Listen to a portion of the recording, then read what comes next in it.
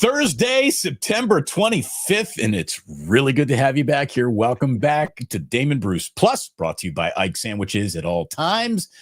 And my man, Sam Batesh, is riding with us once again here on a Thursday. Always super to see you, Sammy. Thank you so much for stopping on by, brother. We are co-streaming on both of these channels, Thinking Out Loud, Siciliano and Sam, Damon Bruce Plus. Like and subscribe to both, please. And we'll tell you more about Ike's, our friends at the Dubliner, a little bit about Sleeper before it's all said and done today. But Sammy, good to see you, pal. How are you? It's been a week of stress with this Bosa injury up here in Northern California, man.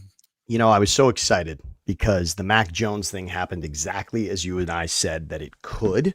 And we didn't want it to be 7 games of Mac Jones, but we wanted a couple of games, and we were confident about up to 4 games of Mac Jones, and we got 2. And based on the schedule, we knew that New Orleans was a great place to start it. And then the Arizona game, the way it unfolded, I just want to remind people, Arizona's been a thorn in the side. Let's not take that for a 1-point win. That's no big deal. Arizona, Kyler Murray has destroyed and ruined hopes for this 49ers team in the Kyle Shanahan era. Kyler Murray's been an issue. Whoever needs to win that game is the team that usually loses that game. Correct. Regardless of the status of the other team, where they are in their competitive life cycle, there is something about Arizona that is always a wrench right into the machine. And this was a game that gave every opportunity to say, okay, another close loss to Arizona, chalk it up, Brock Purdy or Mac Jones, and instead finding a way to win on a day when I got to admit, there were a lot of creative ways for teams to win. Obviously, the one I love had a very creative way, but there were many others. The Bucs were staring at a loss. The Eagles were staring at a loss.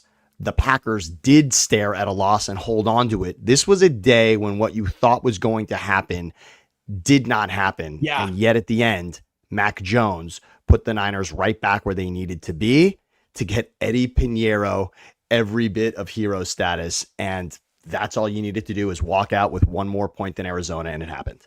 And I love that. And then, like, as you said, and then unfortunately, Week 3 in the NFL was a little bit like Empire Strikes Back. That's not the ending you were expecting. You watched that whole movie, and then that's how it ends. Wow. Yeah, it really was. And now we've got a huge turnaround. And the news this morning, Sammy, is that Brock Purdy might be able to go on Sunday. Mac Jones, I still almost think should be the choice, even if Brock is that revenge game. There's a little revenge. There's a little revenge. I think there's also a little of rationing of precious resources, because remember, the very next game is a Thursday nighter. So with that short prep, I mean, how much do you really want to, if they are, I don't know if they're rushing him back, but how much do you want to have Brock Purdy come back to this game, play Sunday, and then have to turn around and play in 4 more days? Like, to me, that's a great way to aggravate a turf toe variant. But he's been out there, he's been working out. And look, the choice between the two should be no choice at all. If you can go back to your starter, you go back to your starter. But like you said, a little bit of a revenge game. Let me tell you, Mac Jones, I don't know if everyone understands. My friend Kendra Middleton, who joined me yesterday. Nice. She's from Jacksonville.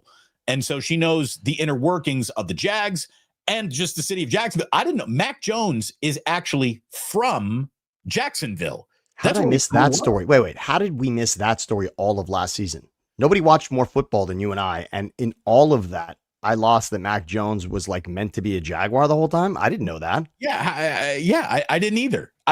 Like, to me, it was Mac Jones, New England. Now Mac Jones, damaged goods, kind of rebuilding his career. And everyone was so upset about Trevor Lawrence. It was never about Mac Jones, right? It was such a what the hell is happening with Trevor Lawrence? It never really became Mac Jones time, but I'm sure that's somewhere in the notes for CBS and Fox, and I just don't remember that being a showcased item. Yeah, look, so Kendra said, like she went to the poor public high school in Auburn. He went to the rich high school, and he goes to Alabama. So she's like, this guy's just been kind of a jackass his whole life, and he, in a friendly way. Sure. And he could have a little something for the Jaguars, to the point where, do you want to maybe ask Mac Jones to go do this? Look, he played really well. I'm going to say, you don't want to look the gift horse in the mouth for too long. I told you, leads the NFL with 7 interceptions, which is one of the weirder stats going on right now.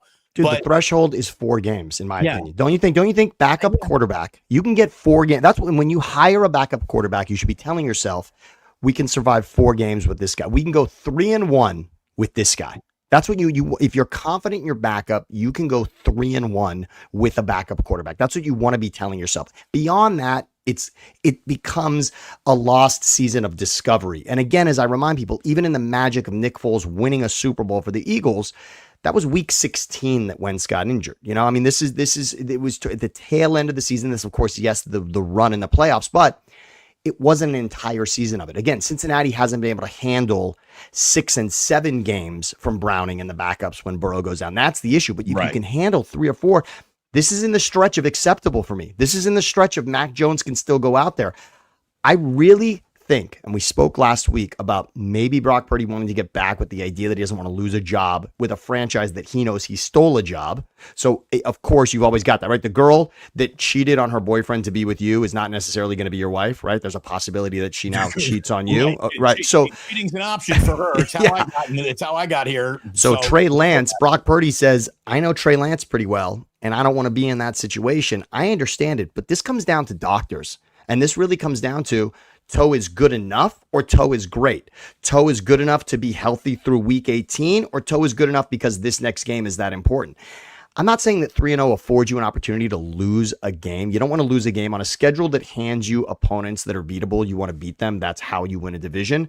But this is okay. At this point, the team is playing well enough. Will you tell yourself later, oh, Brock could have won the game if you end up losing to Jacksonville? Sure. There's a lot of remorse on those things. There's more remorse if Purdy comes back and gets hurt. There's more remorse if Purdy is now unable to go after the fact. That's Purdy limping off the field. That just nothing could be worse, right? Now you got 16 weeks of Mac Jones. How do you feel about that? No, thanks. I really don't think I want that. Again, I would err on the side of caution. For the 49ers, especially, like, since injury is your brand, err on the side of caution. The greatest rivalry this team has is not the Seahawks, it's not the Rams, it's injuries. And injuries are doing pretty well against the 49ers this year, even with their 3-0 record. Well, it's the biggest story of this season. Wait, let's preface one thing, Damon. Yeah. Last season was a disaster regarding injuries. Disaster. Okay? It was the story of the season. Right now, and we don't have to rank this because it's a terrible thing to rank, but is Nick Bosa a worse loss than Christian McCaffrey? I mean, it's worth considering. Just from hands on the football, the answer is no. But in overall team impact and what your side of the ball looks like when it comes out in the wash at the end of the year, maybe, Sam. So, look, I don't want to overwhelm the audience with a little negativity here, but I got to tell you, it's everyone is working through their 5 stages of Nick Bosa grief, right? Everyone's working through their 5 stages of Nick Bosa grief. We all started on game day with denial. No, he's down there, but he's not hurt that bad. You'll see. Even Kyle Shanahan's like, we don't think it's ACL. Even though he gave the thumbs down, he gave that thumbs down. That isn't good. But again, maybe thumbs down just for today. He doesn't give thumbs down for the year, which is, I guess, that's part of bargaining. You got to go through anger first. So Bosa's down, I'm in denial. Then you're just kind of angry about it. Then the bargaining is either maybe it's not that bad, or maybe they can get Trey Hendrickson, or maybe there's a deal to be struck here. And, that's the 3rd stage of grief. Then the 4th stage of grief is depression. And I feel like everybody's been a little bit depressed. And I got to tell you, the Nick Bosa depression hit me a little bit. And now we are here in the final stage of acceptance. And I'm sorry what my final stage of acceptance sounds like. But if nothing, Sam, I'm a slave to consistency.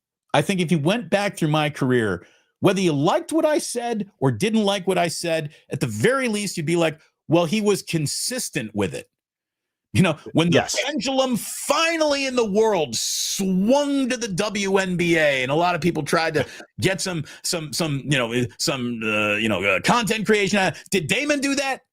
No, he was consistent. He told you he didn't like women's hoops, and he ain't fucking kidding. Like, there's a consistency there that I hope you appreciate, dear America, in a world of inconsistency. So my consistency is simply this. If your team loses one of its 2 best players, you're not going to go as far as you were. You could still go far. You can still have a very good year. There's a lot of football left to be played. There's no reason to give up on anything. But I did have the Niners maybe in the Super Bowl, and now I don't. I just don't. It feels very akin to the Lions last season. Okay? Exactly, Sam. That's my point. I felt that way. Gee, I really like the Lions. I still like the Lions, but I can't love them anymore. Hutchinson was also having an impact special Pro Bowl, all-pro type season when the injury hit. Bosa's got an all-pro career. I don't know that this season necessarily had bloomed enough to say that it was or wasn't going to be a spectacular Bosa-level season, but he was having an impact. I mean, Bosa did put a stamp on the games he was in. There was no doubt that Bosa was on the field for the games that he was there for to this point. So, yes, it hurts, and it feels like Hutchinson. You got less of Bosa. Hutchinson lasted longer last season. But to your point, Hutchinson in the end, now they had a lot of other injuries, the Lions, but we also can't say that the Niners don't have other injuries. And that's what happens. That's what catches up. And in the end, if you really dissect what happened in the Washington divisional round with the Lions, it comes down to they were not at peak performance, which you need against an opponent who knows that there's a trip to the NFC Championship on the line. And that's what this is going to come down to. And Sam, every season is a war of attrition. So here's the thing. So let's say by hook or crook or miracle or prayer or candle lighting or human sacrifice, for whatever reason, the 49ers absorb the Nick Bosa injury. Congratulations. Now what happens when someone else gets hurt? Again, it's attrition. It's erosion.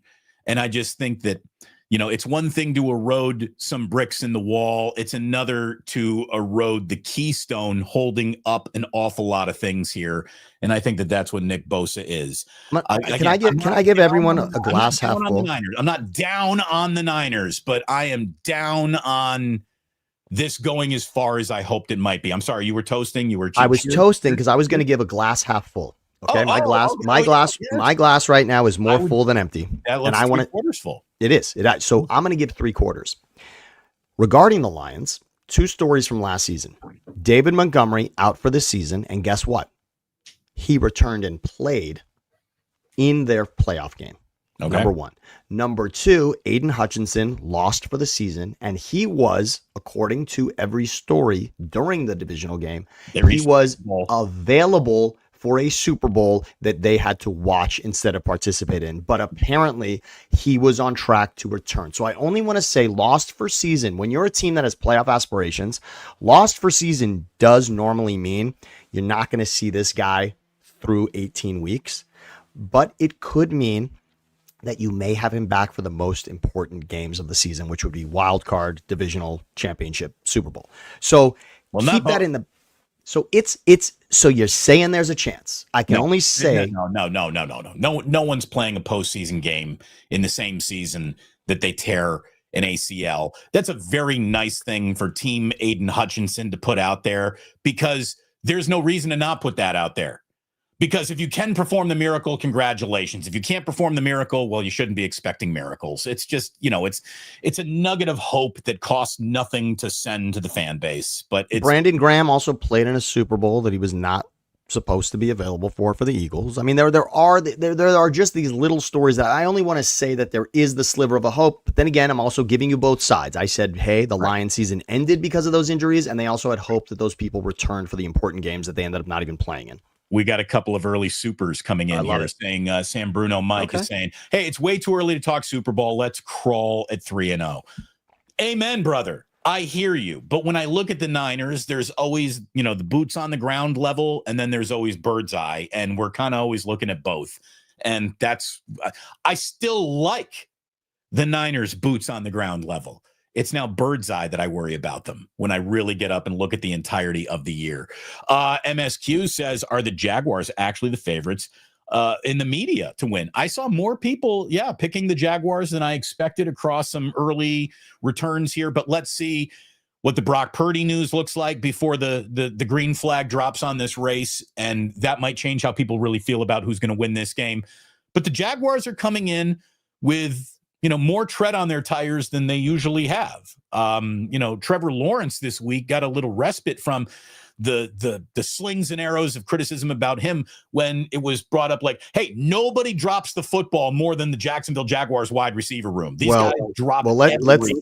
Yes. Now, Brian Thomas Jr., Brian Thomas Jr. is an offensive rookie of the year finalist.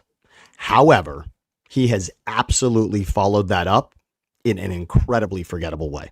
This guy has been targeted more than anyone else on that team. Mac Jones has thrown more touchdowns to Brian Thomas Jr. than Trevor Lawrence has. That's terrifying. It should be for Jacksonville fans. I just want to say Jacksonville's off the hook this week only because their opponent deserves more slings than they do. Houston is the worst offense in this league. Houston has more questions because they were at the top of the mountain more recently than Jacksonville. By the way, how's that feeling, everybody?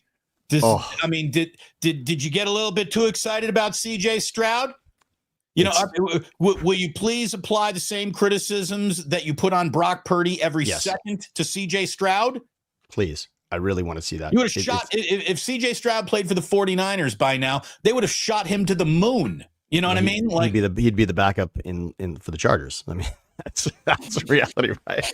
I mean, that's the way it's treated in San Francisco. Yeah. So CJ Stroud would be backing up Justin Herbert. All right, Trey Lance. So the CJ Stroud thing is so bad that in that division, and not to mention, look, just think about the quarterback stories in that division. Daniel Jones, Anthony Richardson, unbelievable story that's completely flipped on its head, right? Nobody can believe it. CJ Stroud is having a disaster of a start. Enjoy that while you can. Yes, you're right. Of course, we're gonna get to that. We're gonna get. I know that we're gonna get to that, and it's probably this week. But we're gonna get to the 3-0 Colts. But again, so you got the Colts looking like they do.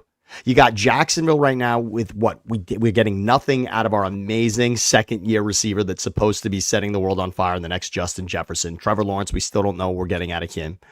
Houston cannot win a game and cannot get out of their own way offensively. It is just absolutely brutal for Stroud and DeMeco Ryans. I don't know what their special teams is good, and that is about it. And I don't know what is going to go right there.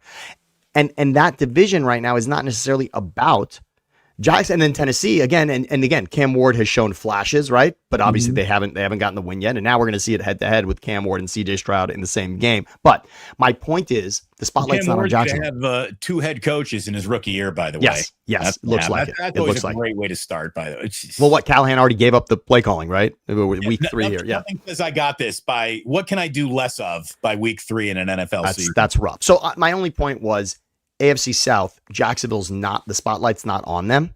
And this is an interesting spot. I love you, and I love Brock Purdy. There's nobody that has spoken more positively about Brock Purdy, but I just want him, again, I want him in that Rams game. I want him peak performance out of Brock Purdy in that Rams game. Yeah. And the Jacksonville game in many ways is expendable. And I'll say this again.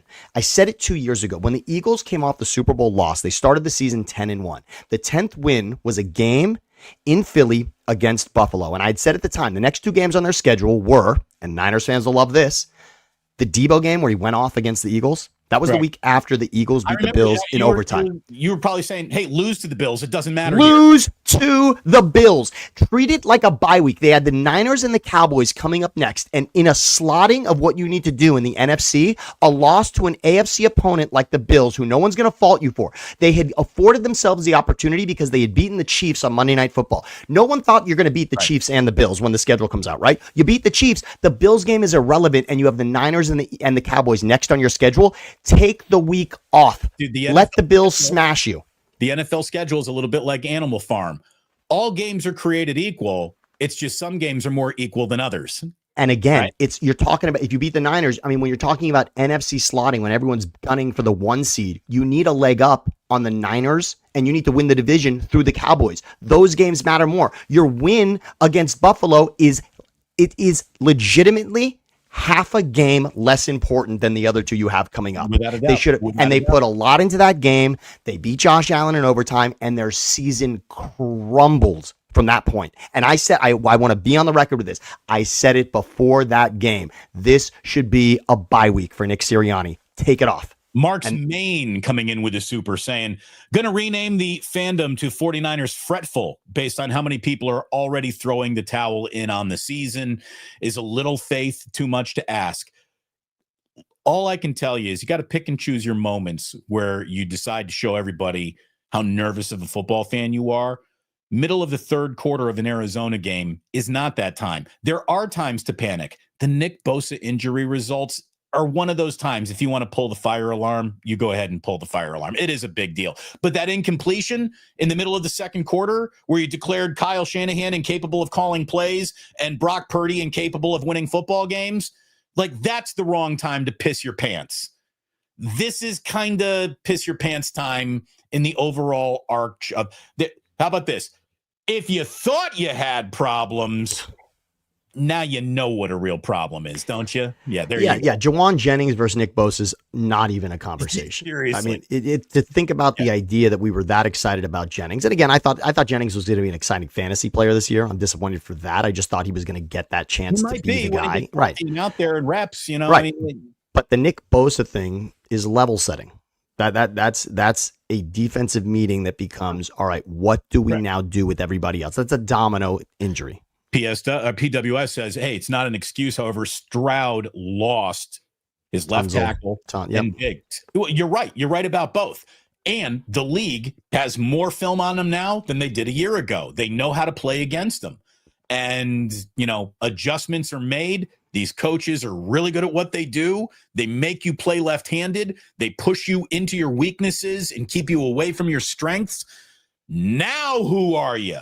See, that's kind of the impressive thing about Brock Purdy and what he's been able to do. Yep. Because they got the book on him, yet he still goes out there and he plays pretty damn well, even as opposing coaches are making him play left-handed, as his own team's injury history is making him play left-handed.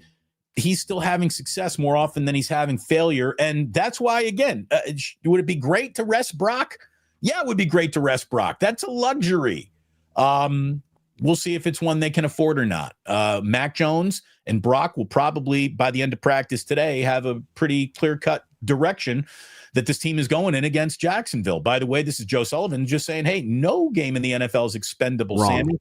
Wrong. Yeah, that's the thing. In a world of when to throw jabs or uppercuts, sometimes you got to throw your uppercut.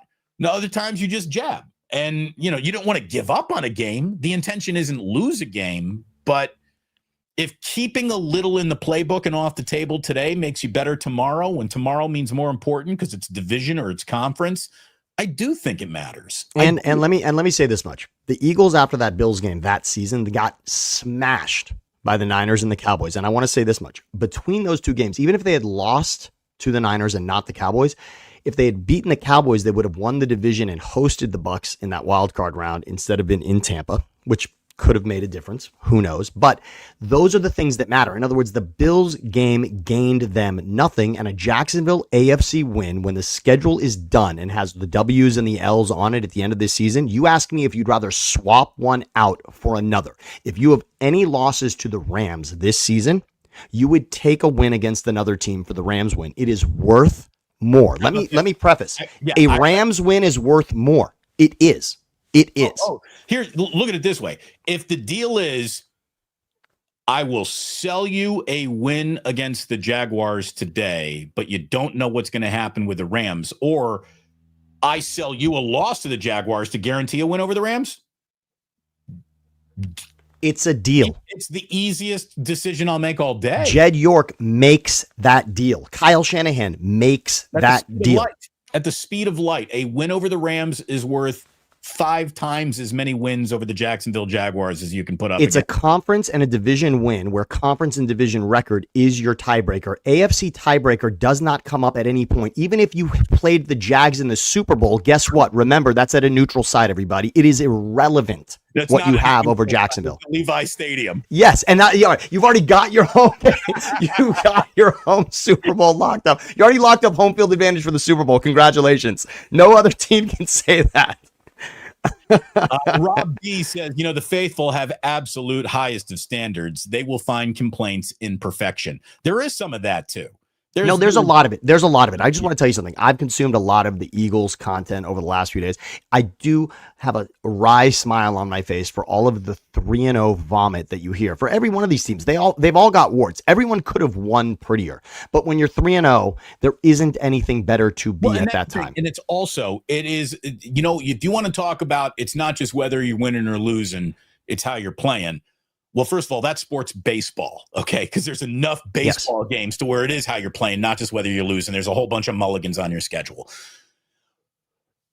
In football, if you're playing great the entire month of December, but you drop a game, like that's cool. It doesn't matter really how you're playing in September. Nobody says you're setting your playoff tone in the month of September.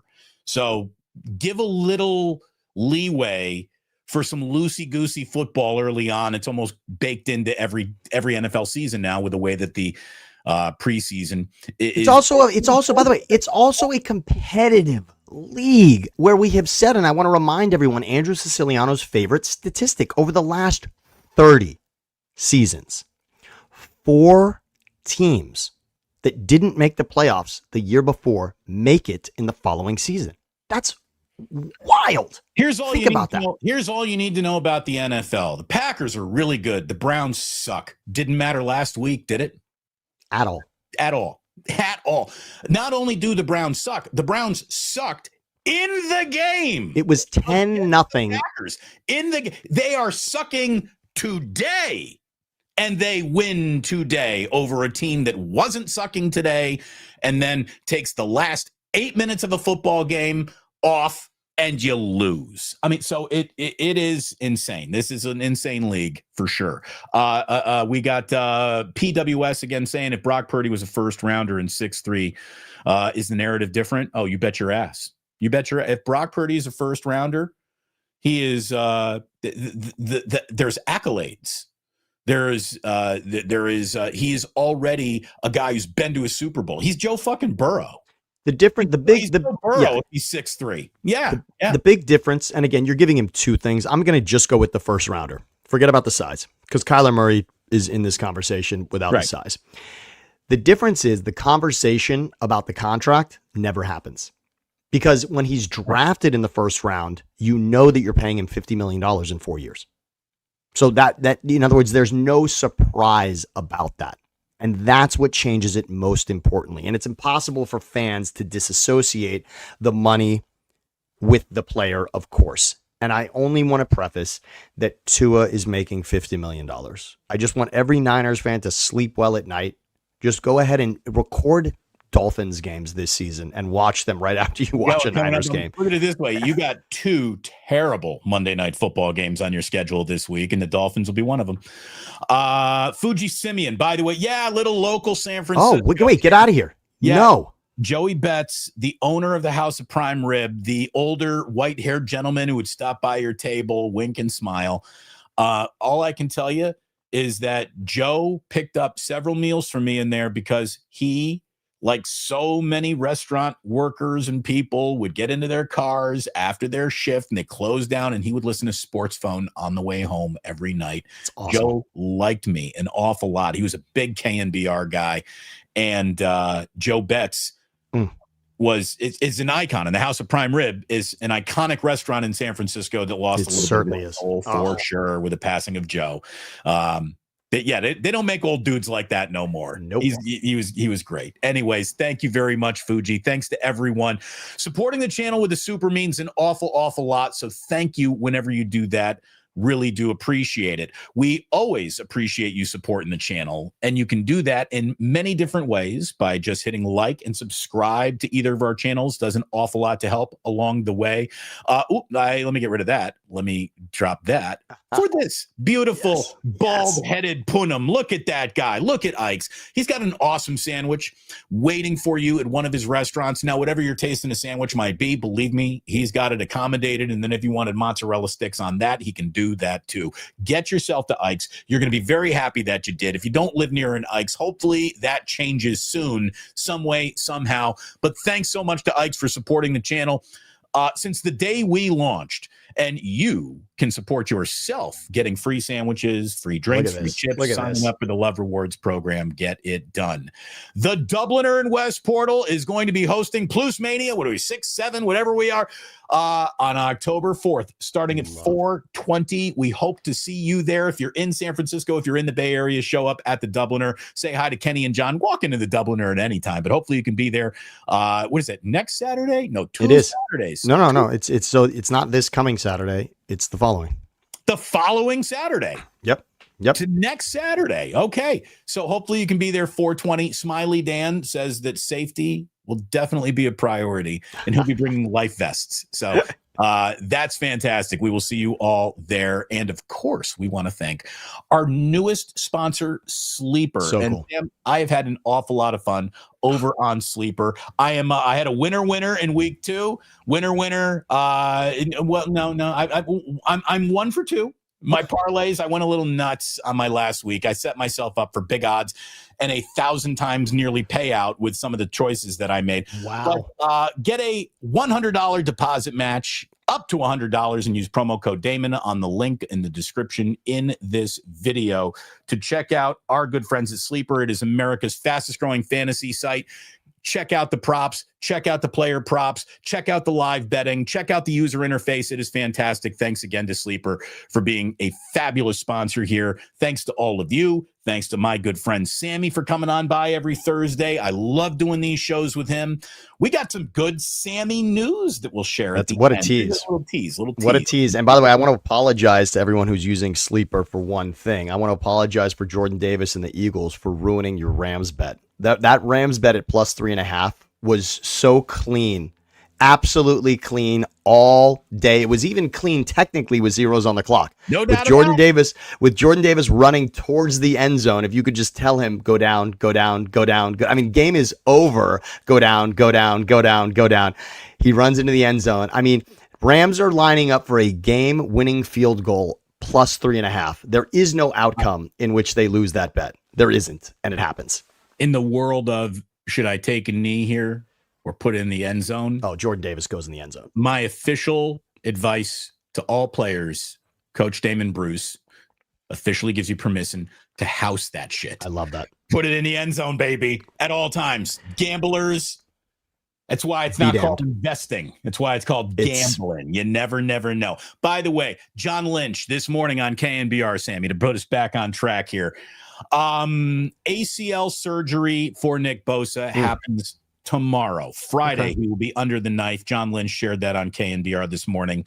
He also said that Brandon Ayuk is not close to return. There's some buzz that, hey, he might be back ready for week 1. We heard that in the offseason. And I said, somebody's high. Somebody's on crack. This is insane. You don't tear your ACL that late in the year, week 10, and then say, we'll see you soon. No. Yeah. You will see Brandon Ayuk just when I told you would. It probably somewhere around Thanksgiving. Brandon Ayuk, Thanksgiving, late October, mid-November, probably late November is when you're going to see Brandon Ayuk. Don't expect to see him any earlier than that. But we could see George Kittle. We were told that he is tracking very well. He is scheduled to come off IR for that Bucks game against Tampa, and he could be out there for that. But again, don't rush George back. No rush in anybody who's important back. It really sucks that what happened to Nick Bosa happened to Nick Bosa. From a 49ers team where they're trying to go standpoint, again, I've already shared my anxieties. I don't think any team can lose one of its best players and still win it all. I had a guy who is a commentator in the chat, and maybe this was part of his 5 stages of grief. This was his bargaining, Sam. He's like, hey, don't forget, 2011 Packers, Woodson and Donald Driver, both hurt. They won it all. Eagles, without Wentz. Wentz was having the best year of his career. They go to the Super Bowl. They still win it all. Okay, those are outliers. They are. Standard operating procedure. If you keep on looking for more huge player got hurt and the team won it all stories, you run out of those really fast. Yeah, There winning are it all. not a lot of Making a run is even possible, but winning it all does require those last two games. It's why college basketball is so exciting and so fun. You will get a team into the Final Four that shocks you, but winning those next two games is the difference. And that often does not happen. You'll see VCU bow out at that stage, right? I mean, that's just what generally happens. And it was just a week ago, where Shanahan says, let me tell you, an advantage we got is we got two closers defensively. We got Bosa and we got Huff. Now you got Huff. And you got to and look, Warner. This is going to mean a lot for Fred Warner. And one other name I just want to throw out. Yeah, if you want to win Defensive Player of the Year, you got all sorts of opportunities to go and prove that you deserve that. Another guy who's interesting, I just want to throw it out there, and this happened live. I was actually talking to Larry on Monday, and this hit the news. And of course, as an Eagles fan, this was one that kind of perked me up, and I want to know what you think on it before we move on and really address Bosa specifically. But C.J. Gardner-Johnson is a guy who certainly has made an impact in this league. How about that? And the fact that he still doesn't have a job is kind of wild to me, but it also speaks to what kind of a guy he is. He reminds me of Marcus Peters with the Chiefs. Remember Marcus Peters? I mean, if Andy Reid sends you away, that means something. That really means that attitude-wise, something's going on there. If Marshawn Lynch is being like, hey, cuz, cool off, you need to calm it down just a little. And that's what this looks like. I will also say that Marcus Peters made a hell of an impact with the Rams and the Ravens. So, there is an opportunity to now be something special somewhere else.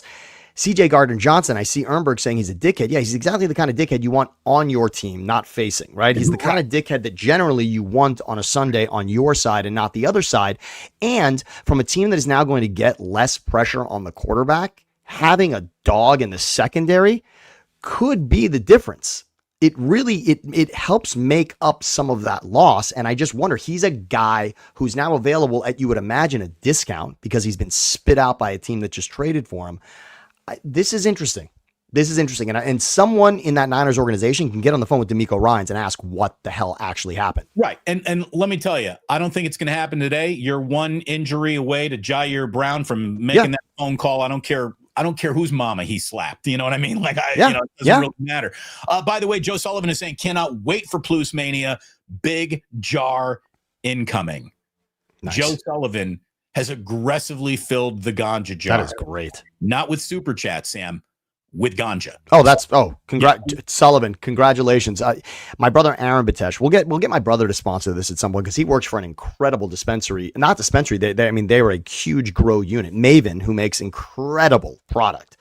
He is the head. My brother is like the chemist that puts this together for them. He's the gardener in the end. He's like the special gardener for all this. So he's making sure that the buds got the frosted flake crystals on them. The crystals that my brother produces. And look, we may have helped my brother on his journey to becoming this much of an expert when it comes to marijuana. But I'm just telling you, my brother Aaron Batesh is a wizard when it comes to marijuana. And yes, so he will fill your ganja jar at some point, and maybe we'll get Maven on board. Does he still have the hair? He no longer has the dreads. We have the dreads at my mom's house in my brother's old bedroom. The full headdress of my brother's dreadlocks are still in there. So So they are here. They are not on his head. He did. He was able to rock the Jew dreads. Oh, unbelievable. My brother was tan white Bob Marley for sure. I mean, it was a real thing. I've worked with Maven for years. Cheers. Love it. Sullivan. Love it, Joe. Yeah, Maven. Smiley Dan all over. He's like, this is A+ content. Now you tell us, Tammy, this is our Smiley Dan making sure we're all going to be very, very safe. There you go, Chef A. I just smoked some. Nice. The glove. Yes, Maven is known well in the industry among the elite smokers in the world. By the way, I love all NBA strands. I don't want to hear any more about like cookies or purple. All NBA strands should be named after NBA point guards. I love that. That is a fantastic. What a naming convention. Yo, man, pass that Spud Webb over here, would you please? Those are just a little dog walkers. Right, exactly. That's fine. Yeah, exactly. Just a little bullet. That's fantastic. Amazing. Well, Bosa, I want to say one thing, Damon. So throughout the week, we send each other ridiculous stuff all the time, but you know that my ties at CBS Sports go pretty deep, and the research department at CBS Sports was unheralded. My boss at the time, Kieran Portley, he hired a guy named Justin Page, who then just revolutionized what we did, because what we were doing from a research standpoint wasn't just tied to your traditional research. Justin understood gambling and he understood historical context, and he made it. He used to make sure we got notes into the highlights that you wouldn't hear anywhere else. And he hired a guy named Doug Clausen. And Doug was this outside of the box thinker, but from a research standpoint. In other words, anytime Doug had an idea, it was because he saw a number somewhere and thought, oh, what's the historical piece on this? And then he started writing columns at CBS Sports, Doug Clausen. And he put together a piece that caught my eye and I sent to you immediately. And it was Nick Bosa, because of this injury and others, is not going to be a Hall of Famer. And at first I just thought, like, isn't that wild? Like, isn't that just outrageous? I mean, isn't Bosa the kind of guy that you say? I mean, like, he's the guy on a broadcast that you hear future Hall of Famer Nick Bosa. It's kind of like one of the things that generally will come off of somebody's tongue when looking at Nick Bosa. Here's the thing. I don't think that he is. I think it's future Hall of Famer George Kittle. Okay, sure. I don't think it's been future Hall of Famer Nick Bosa, but he's on track. Yes. The start of his career is as impressive as the start of any Hall of Fame defensive end career that we've ever seen. But he is now going to be missing critical games in the prime of his career. And that's a hard thing to overcome. That's a hard thing to overcome. In your most game-reckonist window of your career, you ain't even playing games to wreck them. And that does hurt a guy's chances tremendously. I mean, anyone is, looking at long odds to reach the Hall of Fame. He could still get there, Sam, but his odds got longer. And what I tell you what is now going to be a requirement, because I don't know. How about this? I want you to think of Nick Bosa in the terms of Terrell Davis. Okay. Terrell Davis was a streak and a spark across the night sky. Halley's Comet, yeah. Who, again, like he didn't play very long, but when he did, he was Gale Sayers. He was unbelievable, right? So he won the Super Bowls, and even though his resume was light, those Super Bowls put him in. Nick Bosa, if he really wants to guarantee his punch ticket to the Hall of Fame one day, he's gonna need a Lombardi trophy to fill the hole in his resume he's already missed, what do we got here? 32 games in his first 7 seasons. Bosa's already missed those with injury, and he's about to miss the next 14 games of his career. So that's 32 games in his first 7 seasons. No, excuse me, that includes this 14 game. Yeah, it does. Stretch here. But that's a lot. That's a lot of games. He's also had an impact in those games, to your Terrell Davis point. Terrell Davis is also Super Bowl MVP, so that was, that's the ultimate flag anyone can have in their cap. I want you to just share quickly, and we can run through some of the numbers that Doug Clausen put together. And a lot of this is predicated on your first 7 seasons. A lot of this is, when you look at a Hall of Fame career, he was comparing a lot of Hall of Famers to what they did in their first 7 seasons, which is where you get a lot and a majority of your impact.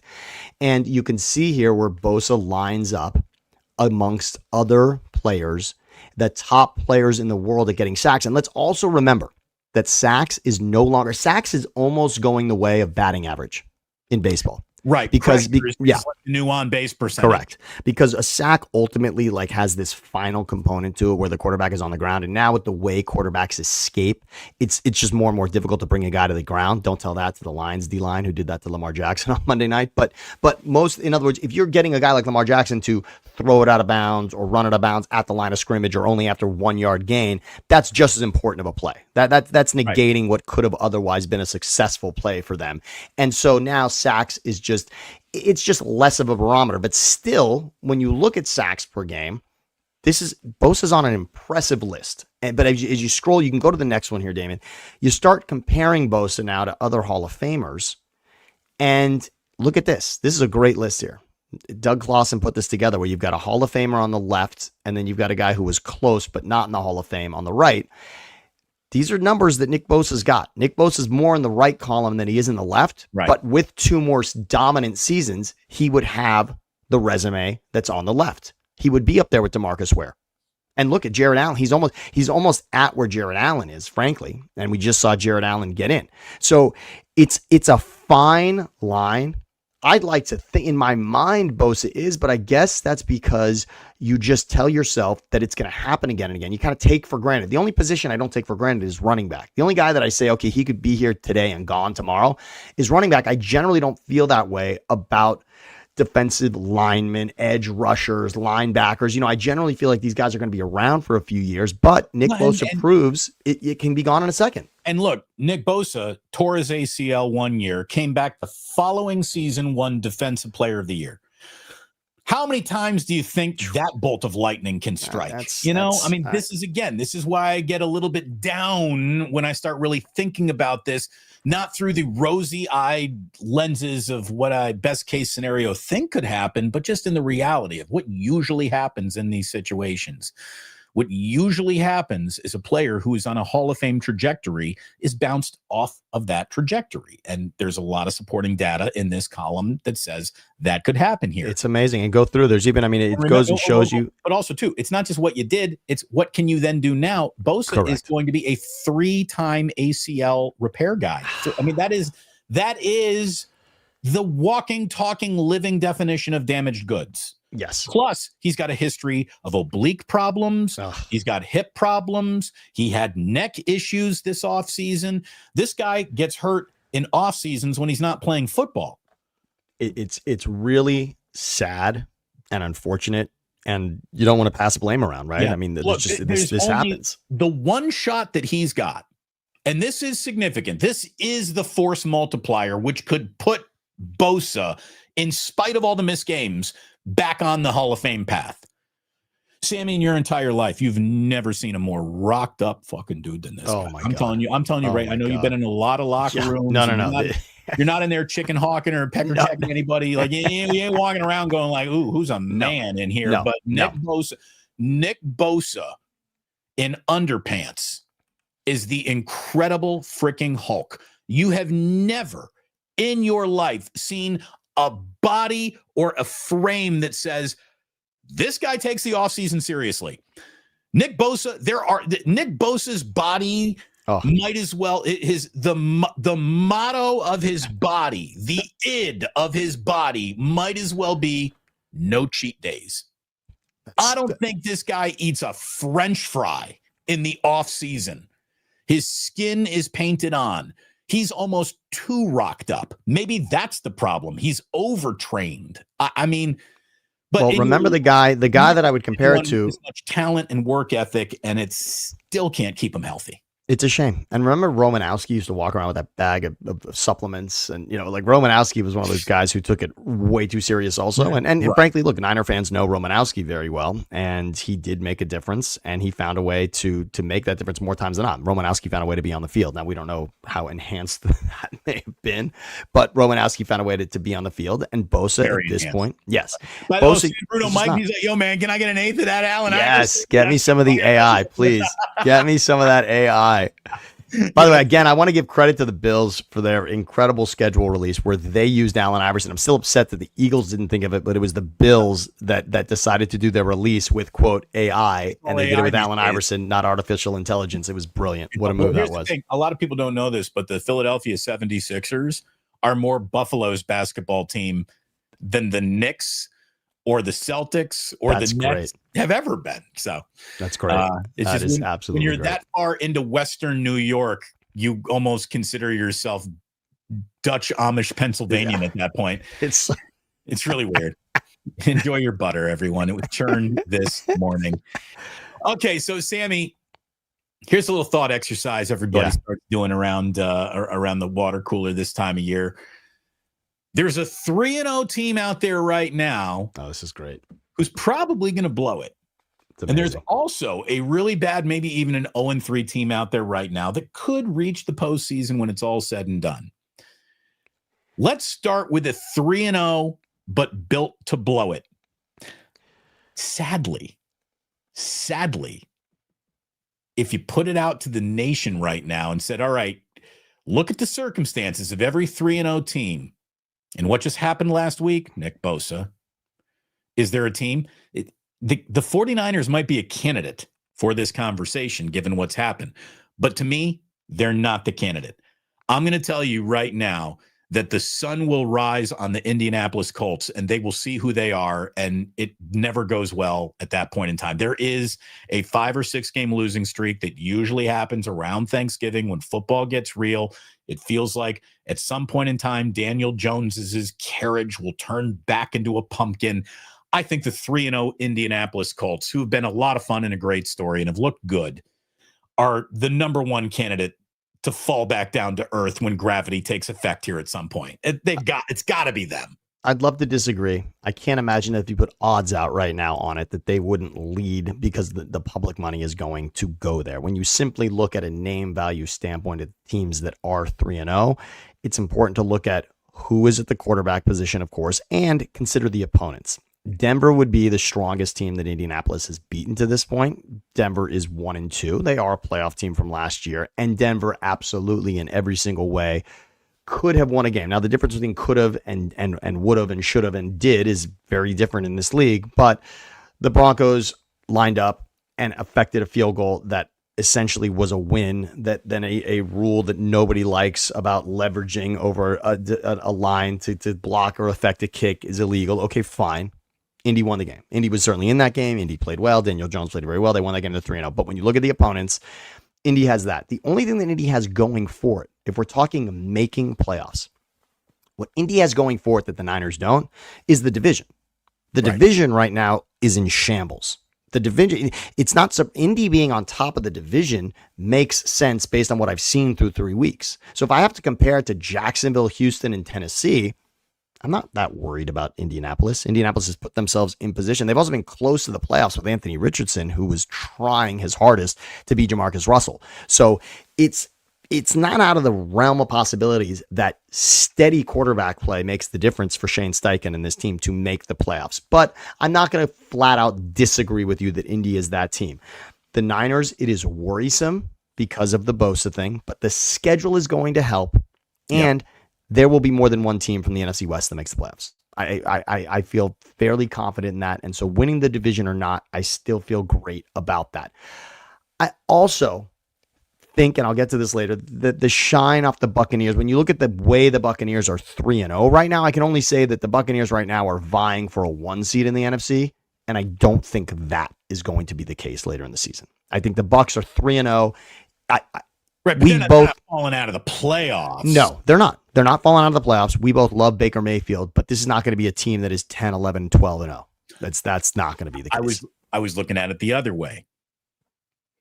The only 0-3 team that could possibly be a candidate. Oh, this is good. There isn't. So I was about to say there isn't one, but I'm going to offer you maybe there is.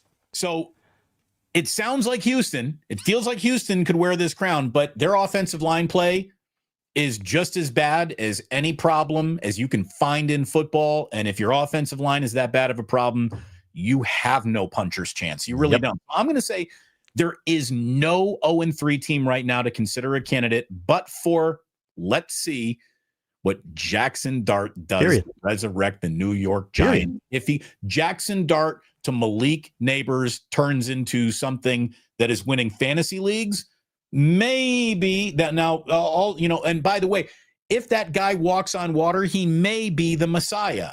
Most guys, when they go to walk on water, go to the bottom. Let's see, I'm not expecting Jackson Dart to be New York's Messiah, but it ain't going to be Houston. It ain't going to be the Jets. It ain't going to be the Dolphins. It ain't going to be the Titans, and it ain't going to be the Saints. So that means I am so with you. The only team that gives us the hope with the decision that they've made, the Giants, I'm willing to say, are back to 0-0, right? The Jackson Dart has not lost a game yet. So I'm at least willing to say that I'd like to witness that before I declare it over with. And I love the fact that the Rams wanted Jackson Dart. See, to me, there's two set of eyeballs on Jackson Dart. I don't just put it on the fact that the Giants, I don't maybe trust what they've done as a front office. If you're just the Giants that wanted him, that would be a problem. The fact that the Rams have a stamp on this as well, when you're verified on Twitter, right? I feel like Jackson Dart is verified by the Rams. The Rams wanted to get him. The Giants traded ahead of the Rams. As soon as the Giants selected Jackson Dart, the Rams said, see you tomorrow. We're not drafting in the first round. They wanted Dart. They knew that something was up with Stafford. They told told Stafford to go look at other jobs. Then they re-signed him. Then they wanted to draft Jackson Dart. The Giants came in and took 2 first-round draft picks. That's endorsed. To me, that is endorsed. That is Les Snead on this as much as Joe Shane, and I love it for that. I'm willing to say that the Giants could do something. Now, their division is no walk in the park either. They have, obviously, the final score doesn't say this, they had played Washington very competitively the year before, and through 3 quarters, they played Washington competitively this season. And if we all think that Washington's not exactly the team they were last season, then the Giants could stand a chance.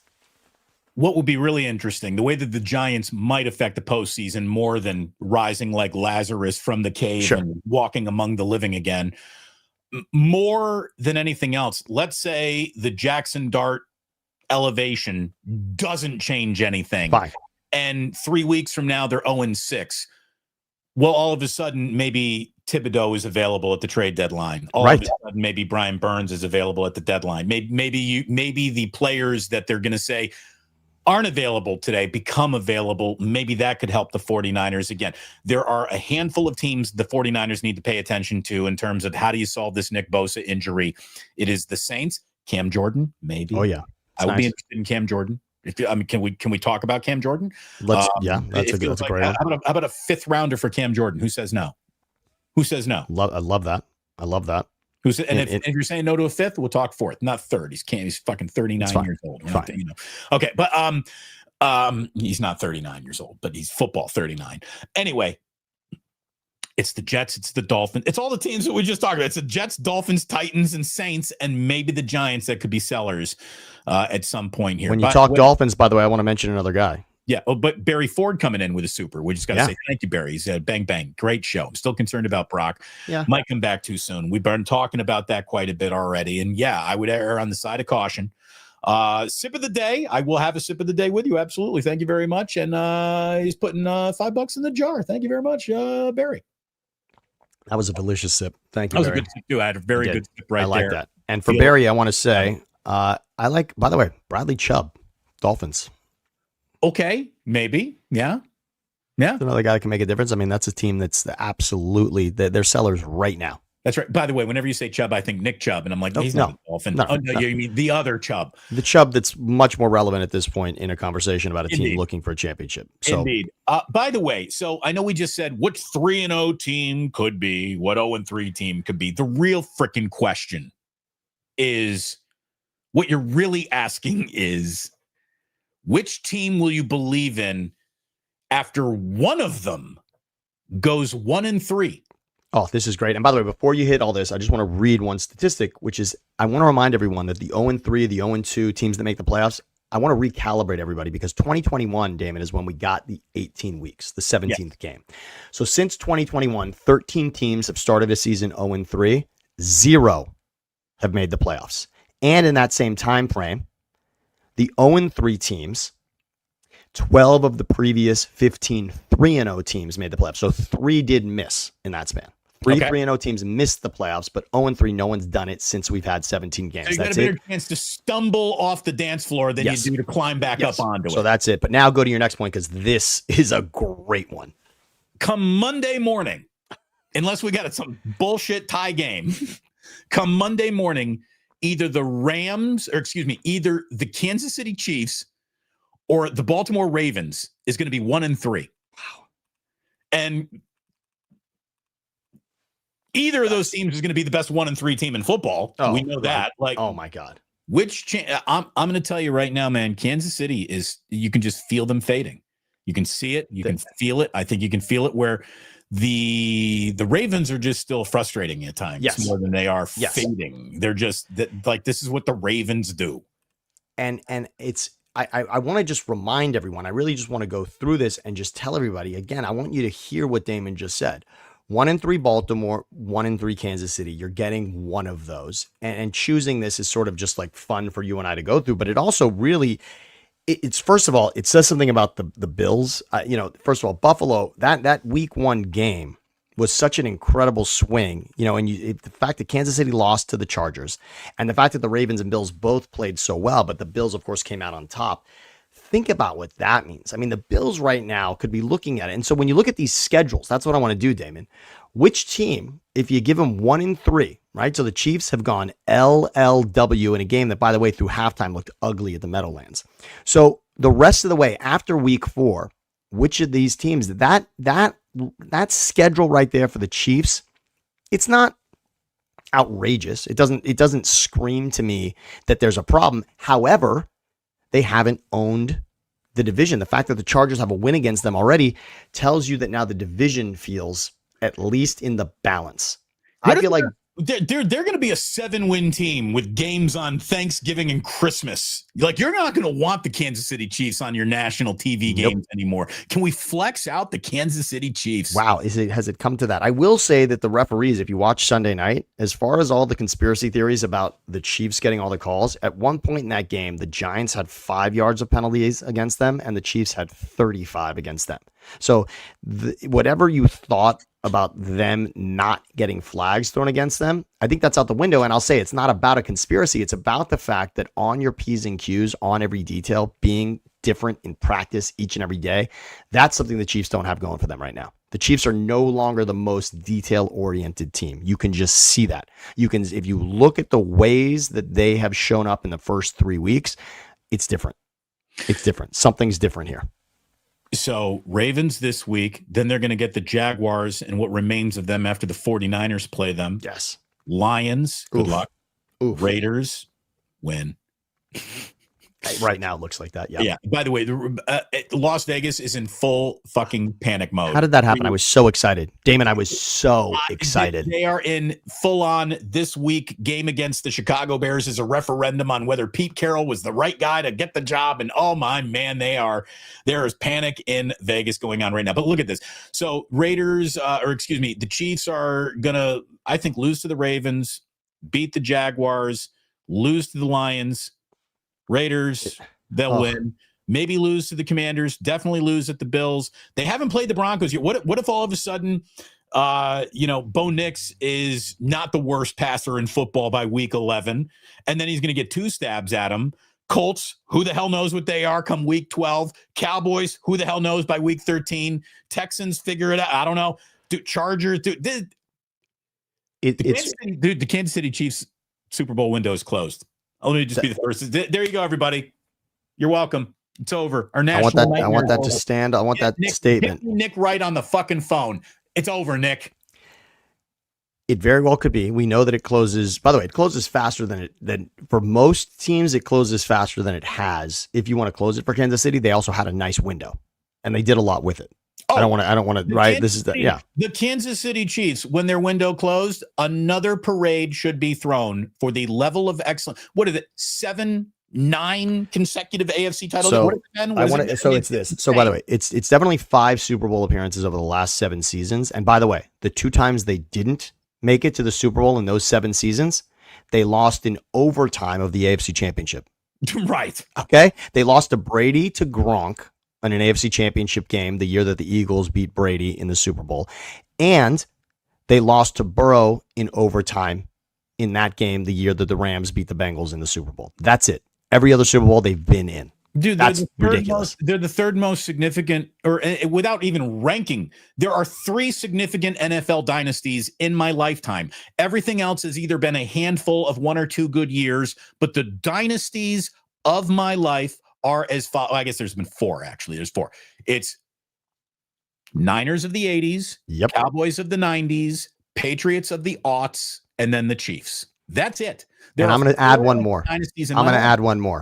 The Patriots have 2. The Patriots actually did it twice. The Patriots sort of have, they sort of have 2 different dynasties.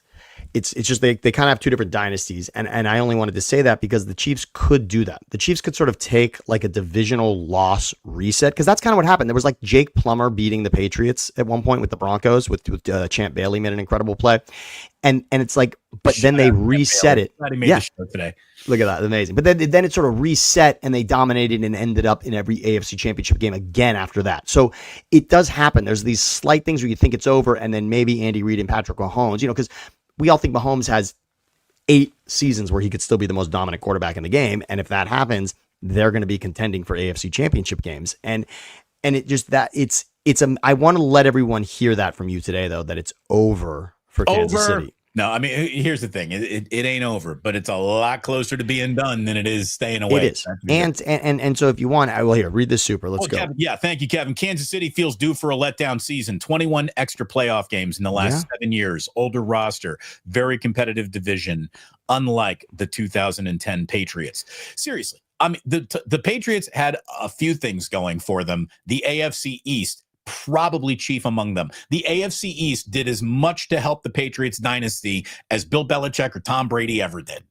It is amazing when you look at that, the referendum on that AFC East to just bow out, other than a game in Miami at the end of the season that they always struggled with. And then there was Chad Pennington beating them and then Mark Sanchez even, right? So those things happen. But Chiefs have 6 national games. Can that be changed? Again, what flex it? I mean, how would you like to be like, oh, you got a big national game at Arrowhead. Taylor Swift is going to be there. Yeah, we're going to take Seahawks Cardinals instead. Amazing. I mean, amazing. If they get flexed out, that'll be the ultimate move. I mean, that is the ultimate flex on them. I also will say that there's a lot of people in the country that probably would enjoy Kansas City losing national games. Oh, Schadenfreude losses, without a doubt. There will be some Schadenfreude. Exactly. And I just we can put a Baltimore right now to just look at that. If we're talking about 1 and 3 teams that can rebound, right? So whatever the loser is here, like which team can afford to be 1 and 3 more? I think Baltimore has a better shot because Baltimore can still win their division. See, Baltimore, again, Pittsburgh, nobody really is taking Pittsburgh for real right now with Rodgers. We're all thinking it's like, okay, it's been good enough. But Baltimore still has such a front seat based on the Burrow injury. I mean, the Burrow thing, we all thought Cincinnati was going to be vying for an AFC championship. And right now, none of us have that because it's Browning for Burrow. And unless Cincinnati, by the way, a move I want Cincinnati to make is Kirk Cousins. Now, maybe that's more in my mind than it will be on the field, making a huge difference. But I still think Kirk Cousins could be a piece in Cincinnati to make a run. Hey, how about Mac Jones for for Hendrickson, just straight up, straight up there. But yeah, you look at it this way: Cincinnati to save money might do that. You're right. They enough to maybe do that. By the way, here we are making bold predictions, talking about we think we know what's going to happen. Well, if you think you know what's going to happen, buck up. Buckaroo. Go ahead and check out Sleeper. Get $100 deposit match up to your first $100 on your first deposit. Use promo code Damon when you do that. Use the link in the description of this very video that you're watching right now. Have an awful lot of fun. It's America's fastest growing fantasy app. It is basically you pick your players, you say more or less, you string them all together, you build your own parlays, you adjust your own odds. It is an awful lot of fun at Sleeper. Find out for yourself and put your deep knowledge of football to use for you and maybe make a little money. Make good choices over on Sleeper. Thank you again to my man Ike, who is always delivering delicious sandwiches. And thanks to our friends at the Dubliner West Portal as well. We hope to see everybody there in the Bay Area in San Francisco, October 4th, 420. Next Saturday, my friends. Hopefully you plan on being there next Saturday. We got a very interesting weekend coming up on the TV here, Sam. Can we go through what our viewing options are coming up this weekend? I'm going to start the concept of weekend here on a Thursday night because we got Thursday night football and NFC West. It might not be a nationwide sexy game, but to our audience, the folks that we're talking to out here on the West Coast, usually right now, hey, we got Seahawks and Cardinals tonight. Seahawks and Cardinals tonight. That is an NFC West game. Like Sammy said, that's a big one.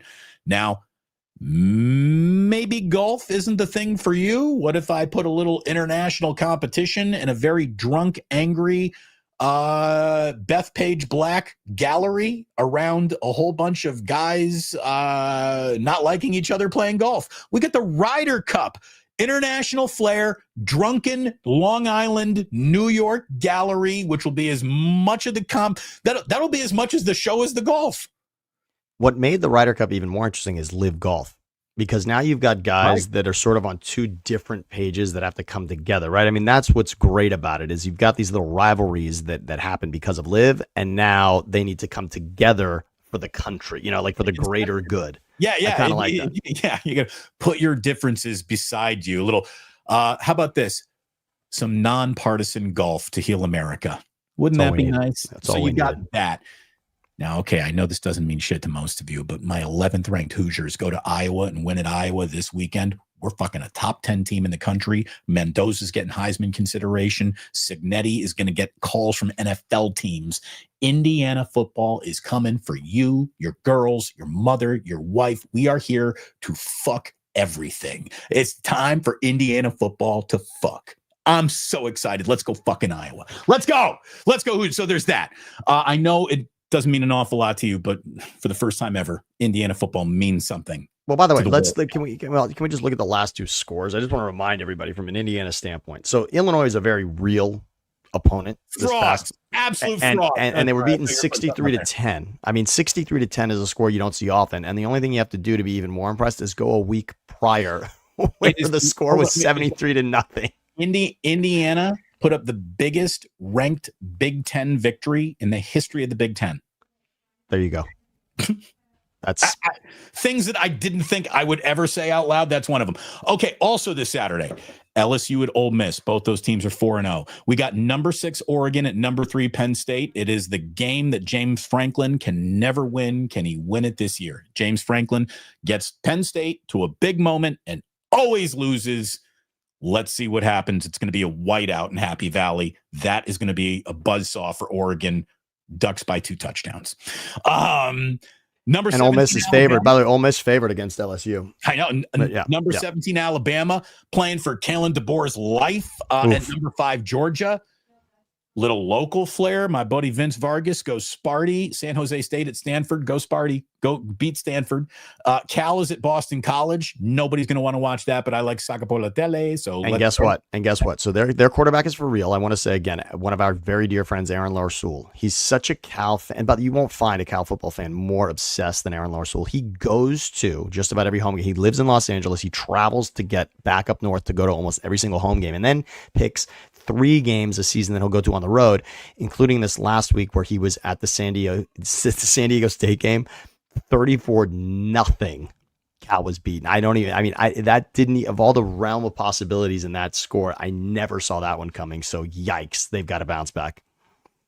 Ryder Cup all weekend long. Fun day of college football coming up on Saturday. On Sunday, we get our very first international NFL game. So if you want to get up early, you want to bake some banana nut muffins and get the whole house up early, we got Vikings and Steelers from Dublin kicking off at 6:30 a.m. West Coast. If I got to get out of bed early, there's nothing better to pop on my TV. Oh, football's already started. That's great. Do you want to watch another pregame show? No, I don't. Just give me a game. Give me a shitty game from Dublin. Steelers and Vikings in Dublin. And let me preface my take on this. I would swap out Thursday night football for a full Sunday of 4 windows. I would do that too. I think I would do that too. I really would. So come Sunday, you get up early. I'm going to be honest with you. Unless you care about these teams, 49ers and Jaguars sucks. It's not even a good game in the NFL slate. It matters to us. It matters to what we do, matters to our audience because you're Niners fans. So it matters to you. This is not a casual observer game. There is no Jacksonville Jaguars involved in a casual observer sexy game. Not never.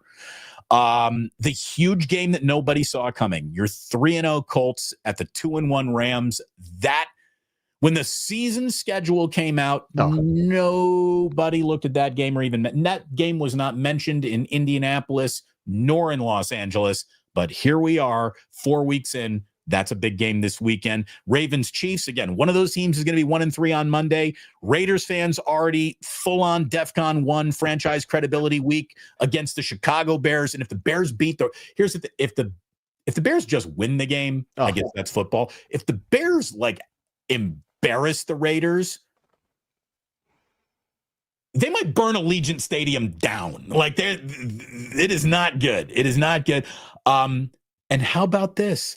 Packers, Cowboys, Sunday Night Football. No Micah Parsons video will be on display at Texas Stadium. No. So Sunday Night Football does an incredible job of getting games. Now, I want to explain to everyone how this happens. So CBS and Fox, they hold on to certain games. They say these are not available for NBC to have for Sunday Night Football. They hold tight to certain games. Your Eagles, Cowboys, some of the traditional matchups, they hold. Chiefs, Bills, right? Right. And then Sunday Night Football gets the pick of the litter outside of those that they get to hold on to. Packers Cowboys is a great game just in regards to the brands themselves. It's also a rematch from the wild card round a couple of years ago where the Cowboys win streak at home was obliterated by the Packers and Jordan Love. They lost the next week to the Niners in the divisional. But to know that this was their game, when the schedule came out, it was nice. Packers Cowboys, we're all going to watch that no matter what.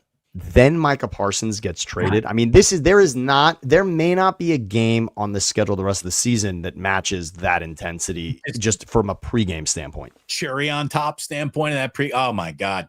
Jerry Jones walking the field. Does Micah Parsons come over? I mean, there will be cameras everywhere on that one. And it might be one of the only, like, there can't be more than 2 or 3 days of my lifetime where I will root for the Green Bay Packers, but there's a part of me that wants Parsons to come in there and prove to Jerry Jones, it's time for you to stop making decisions, dude. It really is. By the way, the Cowboys are a 68-yard field goal away from being 0-3. Think about that. Okay. 2 Monday Night Football games. They both stink. One of them's got the Jets in it. The other has the Dolphins in it. We apologize, America. We all deserve better. The revenge game factor, though, it's I mean, in terms of selling pregame hype. It's going to be annoying. Like, I'm not going to be able to even watch the Football Night in America run up on this one. It's going to be that obnoxious. I was thinking, though, revenge games. We always talk about revenge games. What are your favorite revenge games? And it feels like there would be like, oh man, I'm just going to put the ladle in the bucket and I'm going to come up with like 20 really good examples. Sure. Nope. I really don't have that many examples of revenge games. I think we joke about them more than we really see them or talk about them, or, it'll be something, like this is the Bartolo Colon revenge. Sure. Yeah. It's hilarious. Meaningless throwaway line. I was thinking about just, you said we should talk about revenge game performances. Yeah. And so I started thinking about them. And my first thought was, I can't even come up with many in my actual mental Rolodex. Here's the first thing I thought of. The Rorschach test of revenge game to me in the NFL was Deion Sanders' first game back in the Georgia Dome when he was a 49er. And I think he picked off Jeff George twice. He definitely brought one of them to the house, and he was like, he was high stepping with his hand behind his head from like the 50-yard line. Yes.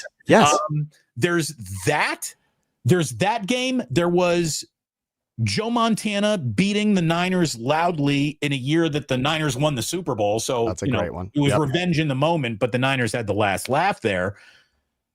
I remember Charles Barkley having like 35 rebounds his first game against the Phoenix Suns after they gave up on him and traded him to the Houston Rockets. Like, Charles Barkley came out and rebounded like he was Wilt Chamberlain.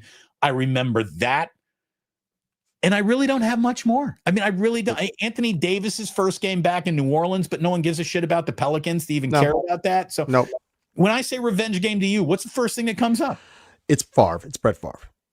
It's Brett Favre. Now, because Brett Favre going when he first with Minnesota, the first game at Lambeau when he was a Viking. I think it was Monday. It was Monday night or Sunday night. He did win the game, and because of Favre retiring and unretiring, and the Packers essentially saying, "Well, too late. We now have decided that this is Rodgers' team." Mm-hmm. That was so fascinating to me. The idea that, in other words, he never thought in his wildest dreams that when he unretired, it wouldn't have just been a red carpet right back to the Packers.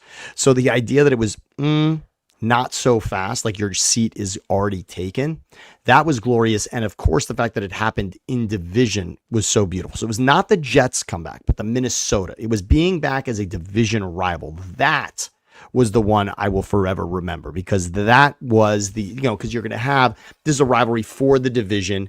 The Vikings end up going to the NFC Championship with Brett Favre, right? I mean, it was so in the moment, like, here's Favre telling them, double birds to you. I've still got it. You had your chance.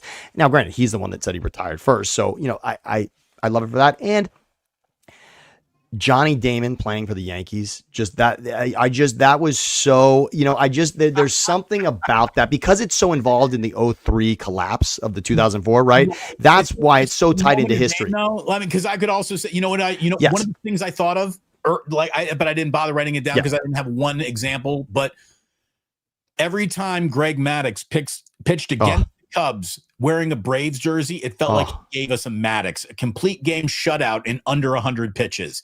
Greg Maddux owned the Cubs after he left the Cubs. Exactly. So that it was just, I mean, when guys become synonymous, and I understand, I mean, look, for A's fans that are listening to us, you want to say Johnny Damon was yours, of course, but when you're talking Red Sox, Yankees from a rivalry standpoint, it's like to play for both of those and then play insignificant games for both of those.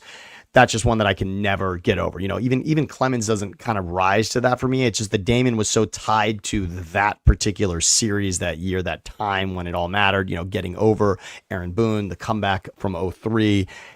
That was just, to me, I just remember that always as him being sort of the face of it. And he had to wear it, you know, so that was amazing. So, but Favre is just, he was like Brett Favre. He's a Packer, right? Even though he's a Jet and a Viking, he's a Packer, and yet he had these significant games against the Packers as well. So I don't think I'll ever lose that in my mind. And the fact that now we have another Packers revenge game with Micah, I think this has a chance because it's in Dallas to be of course, look, the era of recency is going to have many people claiming that it is this game that is the most exciting rivalry game, but if the amount of cutaways that we're going to have to Jerry, you know, if Micah's making an impact to this game, there's both the fact that we had the Jerry Jones documentary, which told us that he has regret about the Herschel Walker thing and the way that people remember it. And now you and I have already said, maybe he did this. Maybe the Micah thing is him saying, I don't need Jimmy to make a wild, crazy trade that changes our franchise for the better. And in this moment, it's likely not going to look like it's for better. And it's going to be all like, Jerry, this is on you. Every cutaway is, Jerry, how do you feel about this? And that, from a TV standpoint, is going to be glorious because of what you said 20 minutes ago, which is it's one of the greatest dynasties of our time. Jerry's the only tie to it still. He's there, and now we get to say, look at it how does this taste? Jerry's not going to need any Viagra this week. He's going to have such a media hard-on. Everyone's going to be shoving microphones in his face. And as far as he's concerned, that's his Super Bowl. Yes. The more microphones in his face, the less he cares about a Super Bowl and just this moment. This is all I care about. And that it was very much demonstrated in that documentary about the Dallas Cowboys. It was beautiful. Sometimes we need to say goodbye to an old friend. And Sammy, hold on. Yeah, you've got it. You've got it. I know it. The hair is also beautiful while you're getting it, but it's... Wait a minute here. Wait a minute. We need to share this. We need to share it. Come out, garbage. Attacking an amateur athlete for doing everything right.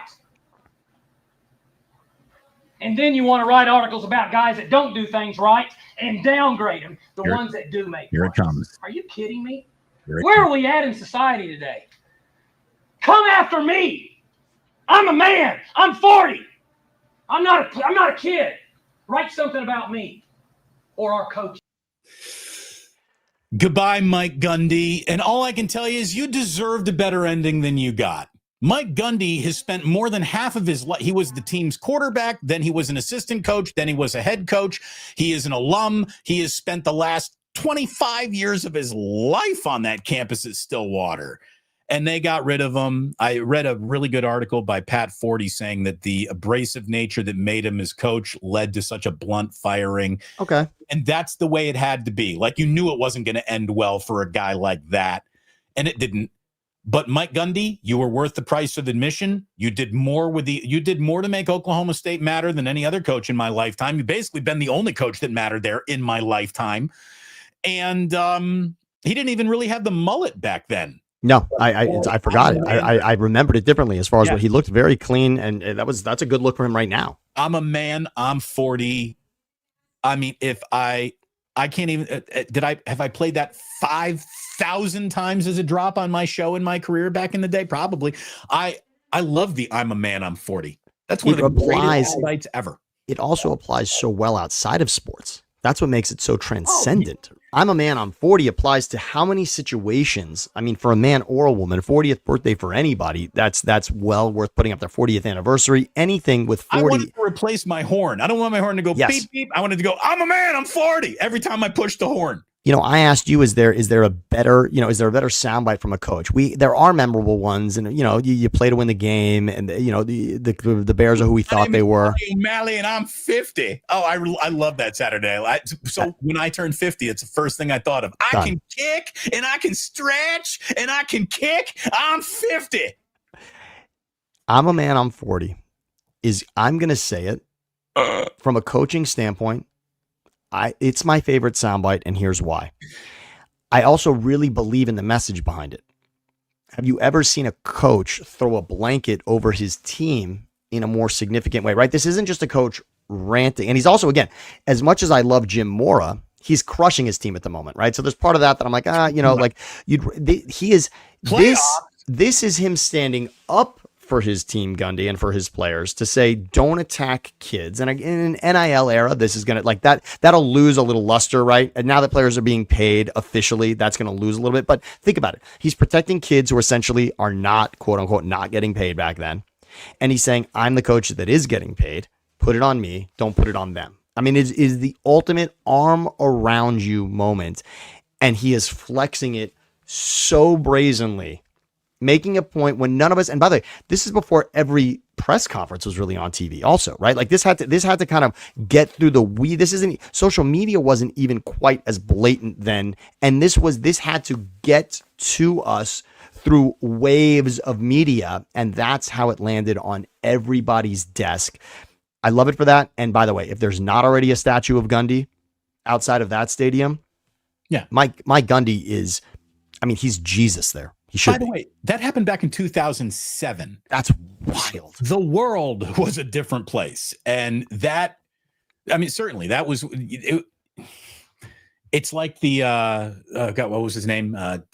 The guy who was running for president, and it all went away when he went, yeah. Oh, right. Yes. And I'm forgetting now too. Yeah. And I wanted to say Ross Perot. Yes. Tim, something. Yes. Again, that's, either way.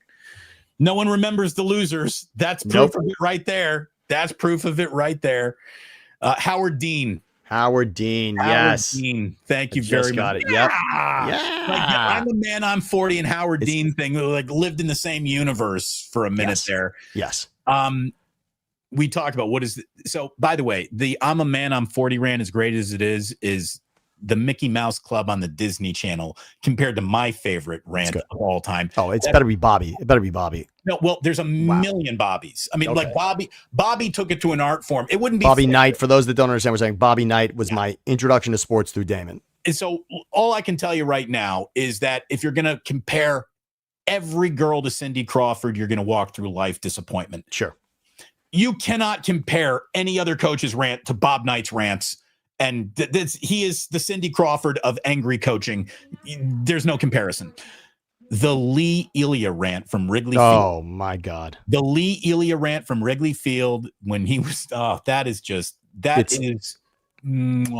you're right. An unbelievable moment in time. But my single favorite, certainly well-timed, perfectly delivered. What is my favorite post-game quote in the history of sports?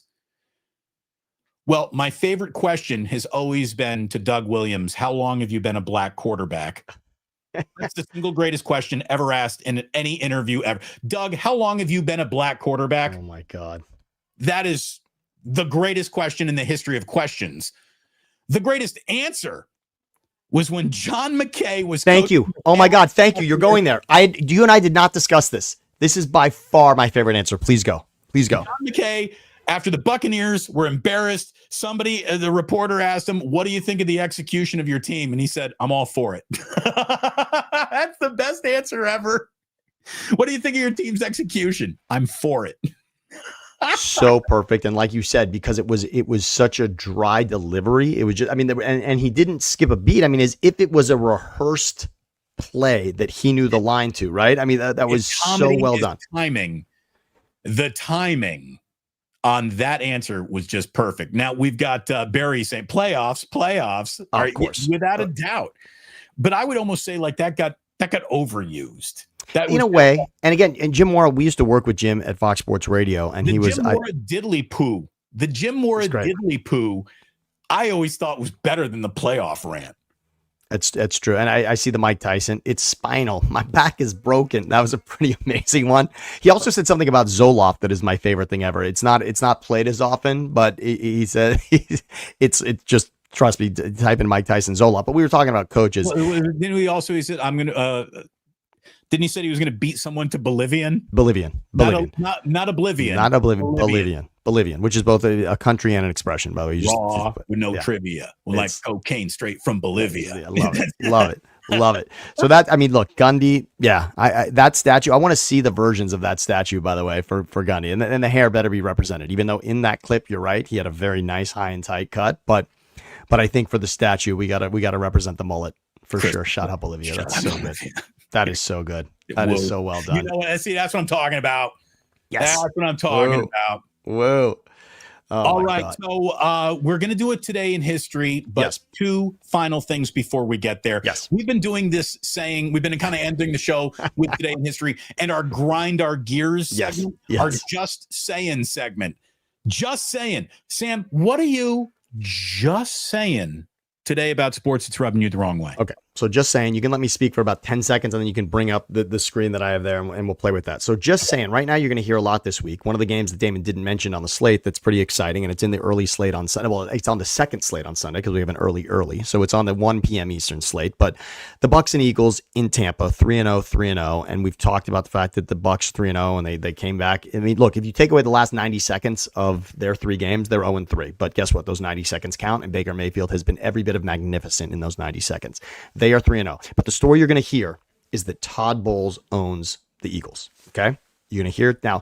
Now, this is bold. I don't normally do this, and the Eagles are going to have to back me up on this. But there's one guy in particular that has to back me up, and I'm comfortable saying it because he spoke out this week, and I just want to back him up. Todd Bowles is 1-4 against the Eagles as either the defensive coordinator or the head coach with the Buccaneers. Okay. So we're talking Jalen Hurts and Nick Sirianni. Doesn't sound like ownage to me. And we're talking about Todd Bowles, all right? So sorry, Todd Bowles is 4-1. Apologies. Todd Bowles is 4. Apologies. The Eagles are 1-4 against Bowles when he is the defensive coordinator or the head coach of the Buccaneers. So the Eagles have lost 4 and they've won 1. Now we can go ahead, if you can put the graphic up here, I want to show this. So here's the games, all right? So since Todd Bowles is there, now granted, the first 2 you're seeing there, he's the defensive coordinator. The next 3, he's the head coach. And now we've got another one coming up this Sunday. Now look at those games and look at the scores. Now, first of all, most of the games are in Tampa. Only one of them was in Philly. Granted, the Eagles lost the one in Philadelphia. I want to remind everybody a couple of things. The first 2 games are also Super Bowl champion. Tom Brady coming off of the Bucs Super Bowl championship the next season, then beat the Eagles in the regular season in Hurts' rookie season, and then beat them in the playoffs. In that first game, the Eagles did not have Dallas Goedert or Lane Johnson. In the 2 losses that you see on the bottom here, skip to the next screen if you can, Damon. I'll actually do it on this one. Look at this. I want to show over. Yep, go back. Here we go. There it is. Boom. The only game the Eagles won is the only one they had A.J. Brown in. I want to remind everyone. A.J. Brown, America's the happiest to be here wide receiver. A.J. Brown, who, by the way, A.J. Brown was every bit of spectacular last weekend. They do not come back against the Rams unless A.J. Brown is in that game and dominant in that second half. He was telling the Rams secondary, get off me, I'm late for class. I mean, that was unbelievable the way he was swatting people off of him to gain first downs, to gain an extra 15 yards.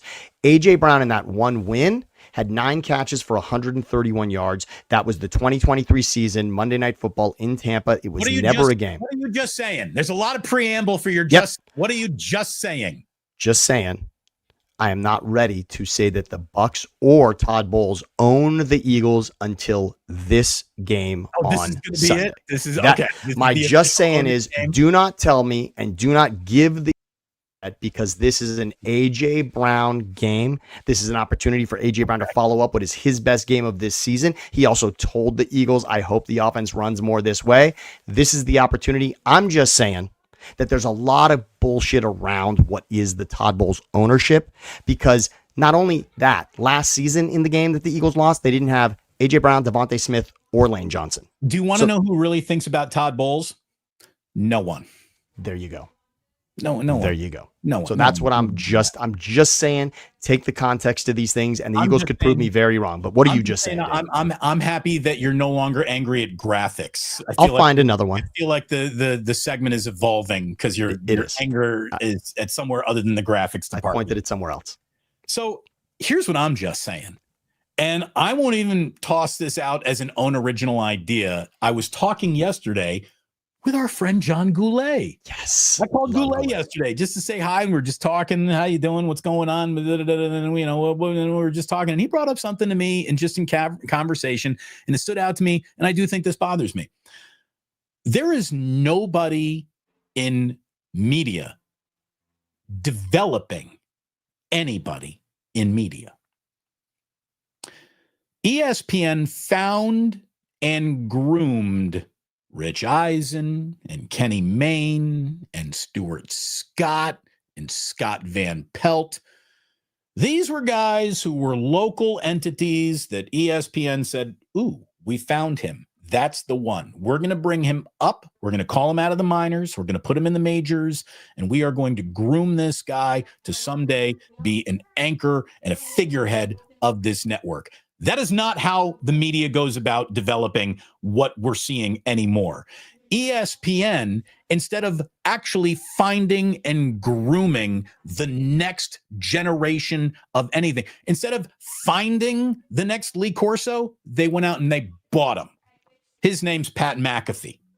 Instead of finding or grooming the next group of anchors or broadcasters, they go out and buy. Okay, so we got another big college game. What are we going to do? Should we have a group that we're elevating? No, just fly in the Bussin' with the Boys. Basically, you have networks buying individual audiences. Bussin' with the Boys has its own audience. Maybe they'll bring their audience to our network. McAfee has a huge audience. Maybe they'll bring that audience to our network. How about Fox Sports 1? Right now, they got a brand new morning show. It is launched, and it's going to fail because you can't have a show that has a different host every day. This Barstool wake-up thing that they're doing, you're not going to get Big Cat every show. You're not going to get Portnoy every show. And those are the only two guys you give a fuck. The rest of those guys are just fat dudes sitting around talking sports. And you don't know who any of them are because you aren't a stoolie.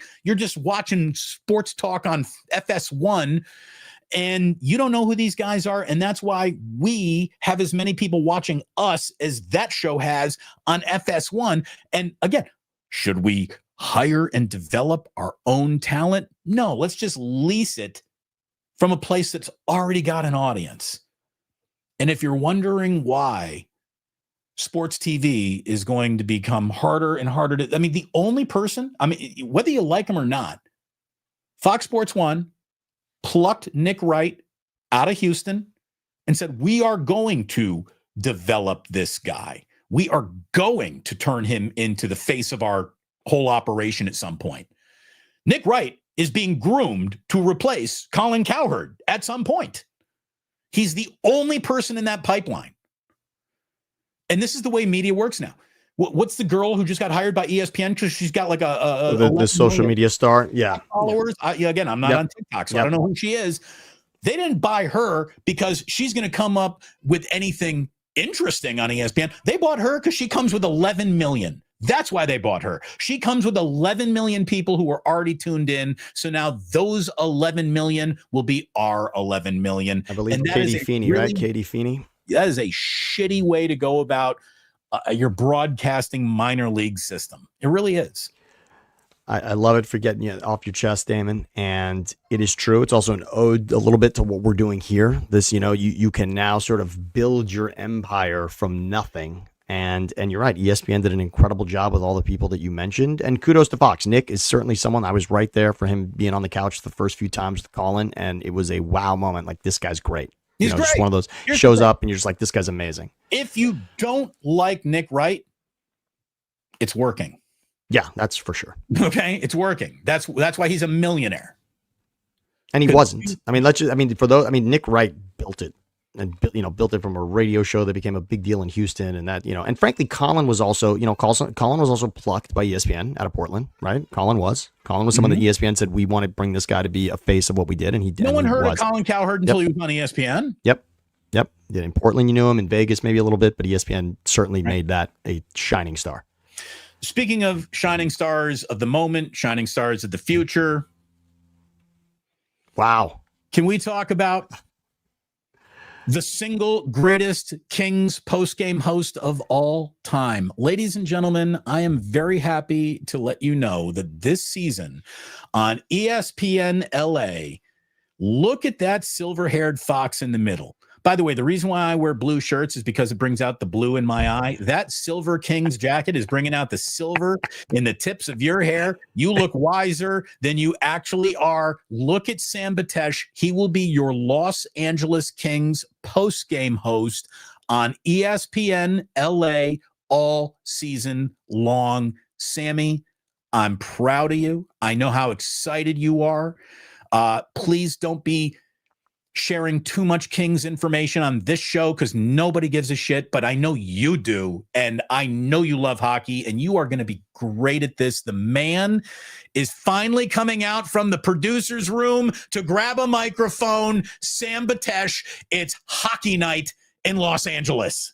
Damon, I got to thank everybody here in the chat, and I'm going to thank you tremendously because it is this microphone that's sitting right here in a room in my house. Donskoy, that's all you need to know. That's how excited everyone is. Donskoy. Just thank you. This is a tremendous opportunity. And if something wild happens with the Sharks, I'll bring it here. And otherwise, that's it. If something just ridiculous happens on the ice for the Sharks, I'll bring it. And otherwise, if you're looking for hockey in your life, it'll be on ESPN LA after every Kings game with me. And I'll sprinkle a little bit in during the week with ESPN LA with the shows that you love out of there, Kaplan and Sedano. Right here. Sam is the LA Kings version of Bonte Hill. There you go. I love it. The silver fox and the silver jacket. Thank you for pointing out. Everyone wants, by the way, friends of mine that are Kings fans, they've all come for the jacket now. They're just saying, where do I get that jacket? I need that jacket. So yes, it's going to be beauty. Thank you, Damon, though. You're a humongous part, as you know, of my path to this place. And thank you. I love you deeply. You are a member of my family. You are so solely responsible for this. I've had nothing to do with it. I am lucky to be able to have you as an old friend who I can bring into this. It's not lucky the other way around. You are going to take this job so seriously, so personally. There's no one that they could have possibly hired who will put more into this than you're about to. It's awesome. I am going to be tuning into Kings post game just to hear you, brother. I really, really am. Right. Not just when they play the Sharks. I will go out of my way, and I'm going to tell you, I'm going to fly down to LA. We're going to a game at Staples Center. I want to be your spotter for a game. It's going to be great. We're doing that. So happy for you. This is awesome, Sammy. Love it, love it, love it, love it, love it. Thank you. And everybody in this chat loves it too. We're so happy for you, man. It's going to be great. So today in history, Sammy is all grown up. He doesn't need us no more. Hopefully he remembers us when he's do you get a day with the cup? It's interesting. I think it's worth writing that into, the contract that I don't even technically have, but it is worth writing that in, I think, to, I deserve that, right? I mean, we all deserve that day with the cup, and the Kings have already done it, but should they do it again with me now as officially a part of the team? Absolutely. Let's go. 200 a game, 250. What is it? Right? It's we all know that we'd almost do it for nothing, right? I mean, there's a love thing, and we will. Exactly. Happy birthday. By the way, a lot of big movie stars born today. I'm ready for this. Happy birthday. But, it was offered up. I think it was SF Indigo who brought this up yesterday, because yesterday was like the worst birthday day ever. Really? And there was some reason offered up for that. Okay, interesting. Yesterday is 9 months after Christmas. Apparently, people ain't banging it out on Christmas. You're a little tired after putting the bed. Wow. Okay, interesting. You got to put the trees under the, gifts under the tree, and so you just, you don't bang it out on Christmas. You just go to bed on Christmas. So maybe there's that. And today, by the way, also means we got 3 months until Christmas. That's true. It's happening. It's happening. I've seen the Halloween decorations. I always know that means, all right, it's happening. It's around the corner. Yeah. Yeah. We saw our first Halloween decorations today, too, when we were driving to school. Somebody must have put them up yesterday because there were cobwebs on somebody. And I'm like, wait a minute. Here we go. There you go. So people weren't banging it out on Christmas. So yesterday was a bad birthday day. Today, happy 81st birthday to Michael Douglas. I mean, come on, man. Silver Fox. Yeah. Serious movie star of the 80s.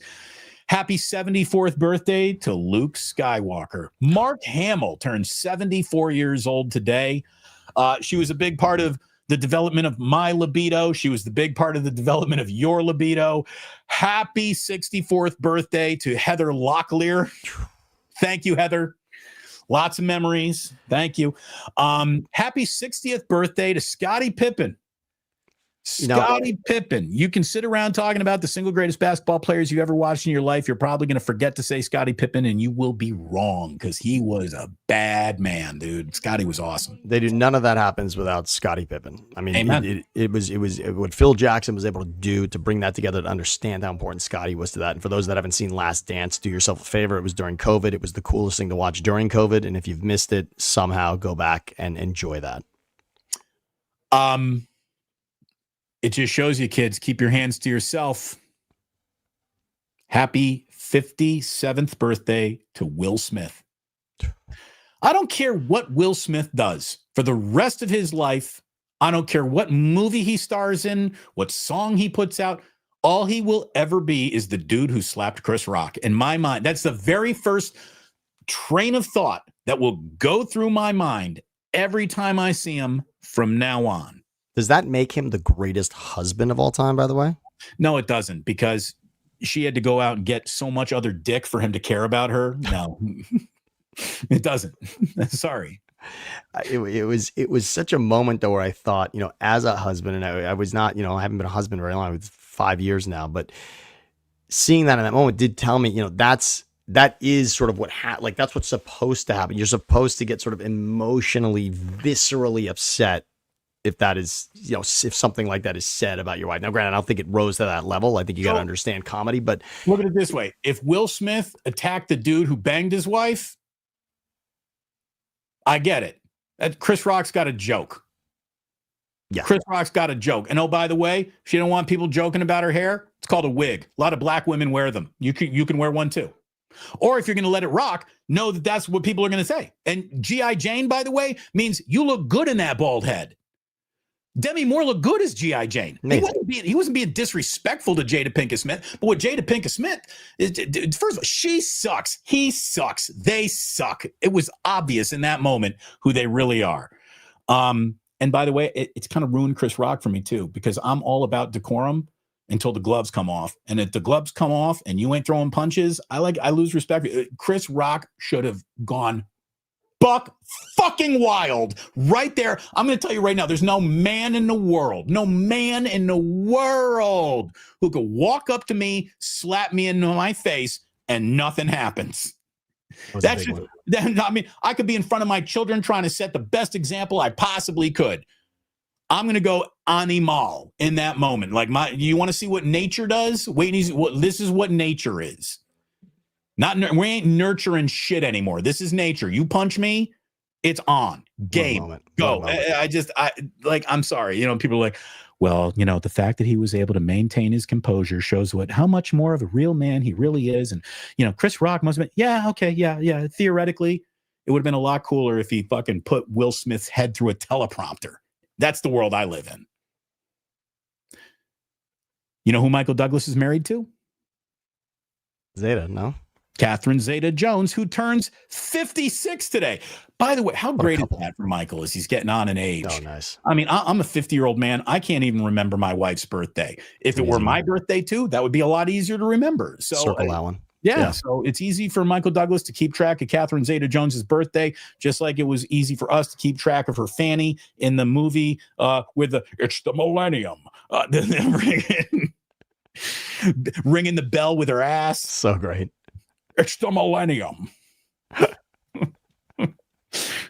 It's that and the "You're the man now, dog" are the two great Sean Connery quotes. This man gave us freaking James Bond, and we have put that Finding Forrester and It's the Millennium.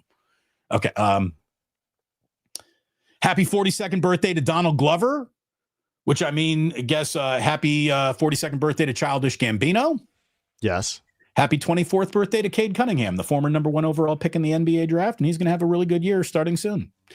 Let's see. What else happened today in history now that we're through the birthdays? Today in 1970, The Partridge Family and The Odd Couple both debuted on ABC. Wow. I mean, they don't make shows like that anymore. I watched more Odd Couple than I did Partridge Family. I'm going to tell you that right now. Yep. I love The Odd Couple when I was a kid. Odd Couple was special. Odd Couple was special. Felix and Oscar. Today in 1980, Led Zeppelin officially broke up because John Bonham died from an alcohol-induced asphyxiation. Yikes. He choked on his own vomit. Yeah, it's not great.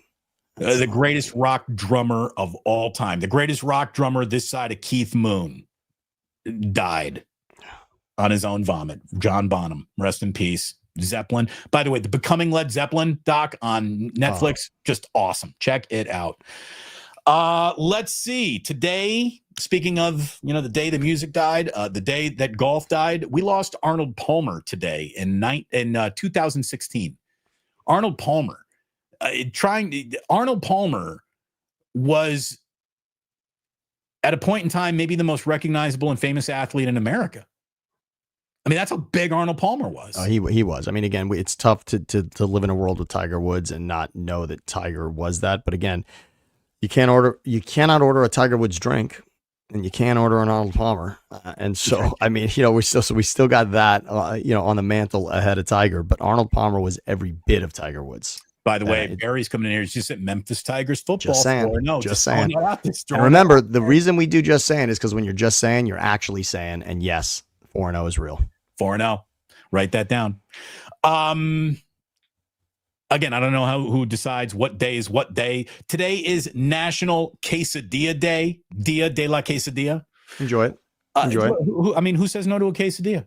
A quesadilla, I think, is one of the most universally, I'll have one of those in the history of food. I love quesadilla. Have you ever met anyone who doesn't like a quesadilla? Who doesn't love a dia? No way. No, quesadilla. And I don't even go out of my way to necessarily eat cheese, but there's never been a time when I've been offered a quesadilla that someone's got, or it's on a platter or whatever. Yes, it's beautifully delivered as well.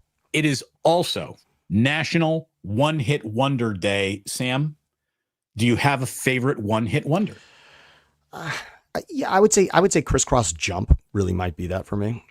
I mean, Vanilla Ice is Ice Ice Baby is another one that really sticks for me, and I don't know, but I think Crisscross Jump I play unironically. Crisscross Jump I play unironically and rock out to it.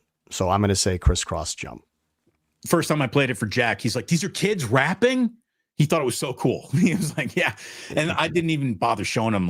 And they used to wear their clothes backwards. I want to have a daily battle of Jack putting on his clothes backwards. No, that can happen organically. Well, yeah, we don't need that. What about you? What do you got? The New Radicals, that you only get what you give. Love. That's a great song. What a song. That song makes you reach for the volume and turn it up a little, especially the beginning of it. It's really good beginning of that song. The most famous, probably the man who wears the crown of one-hit wonders is Norman Greenbaum, Spirit in the Sky. Going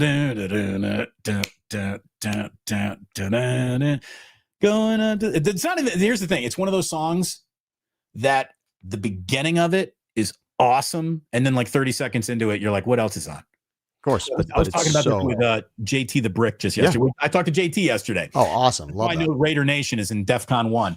But I was talking to JT yesterday. Oh, by the way, we got Damon. Rico Suave. Yeah, Rico Suave. Rico, yeah. Here he's got burnt. Soft Cell, Tainted Love. Oh man, that's a good one too. Yeah, that one holds true too. Yeah, Dark Commissar, or After the Fire, Dark Commissar.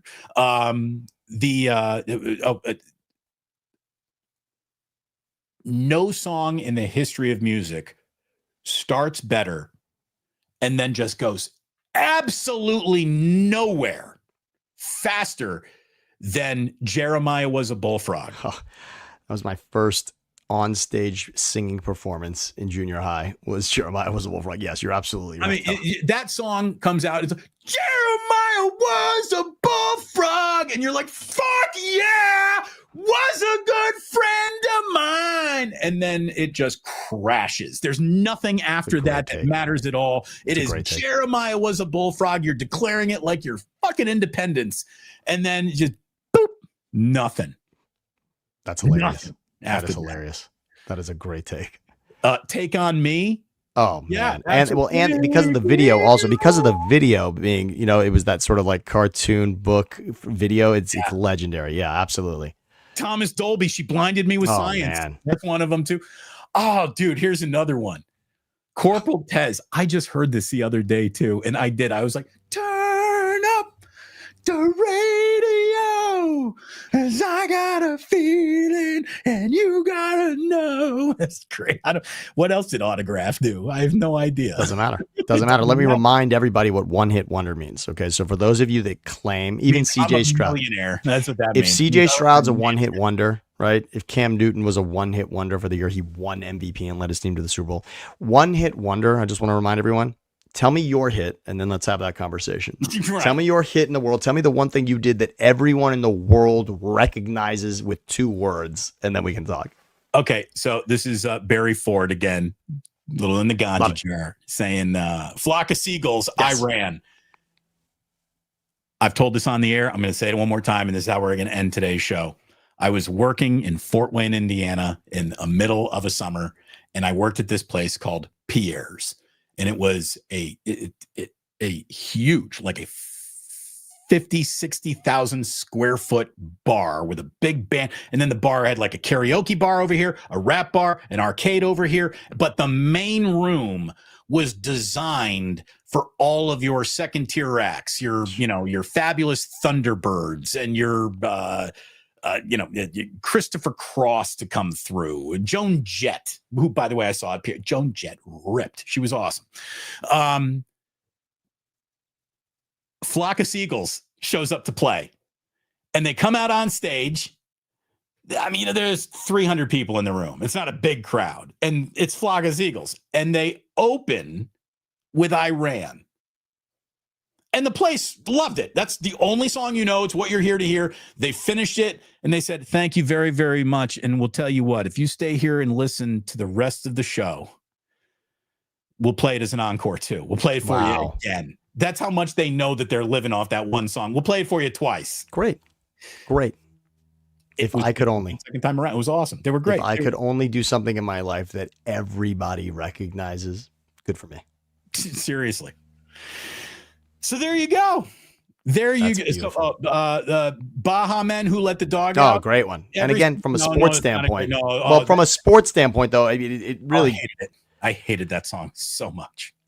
So much. God, I hated it.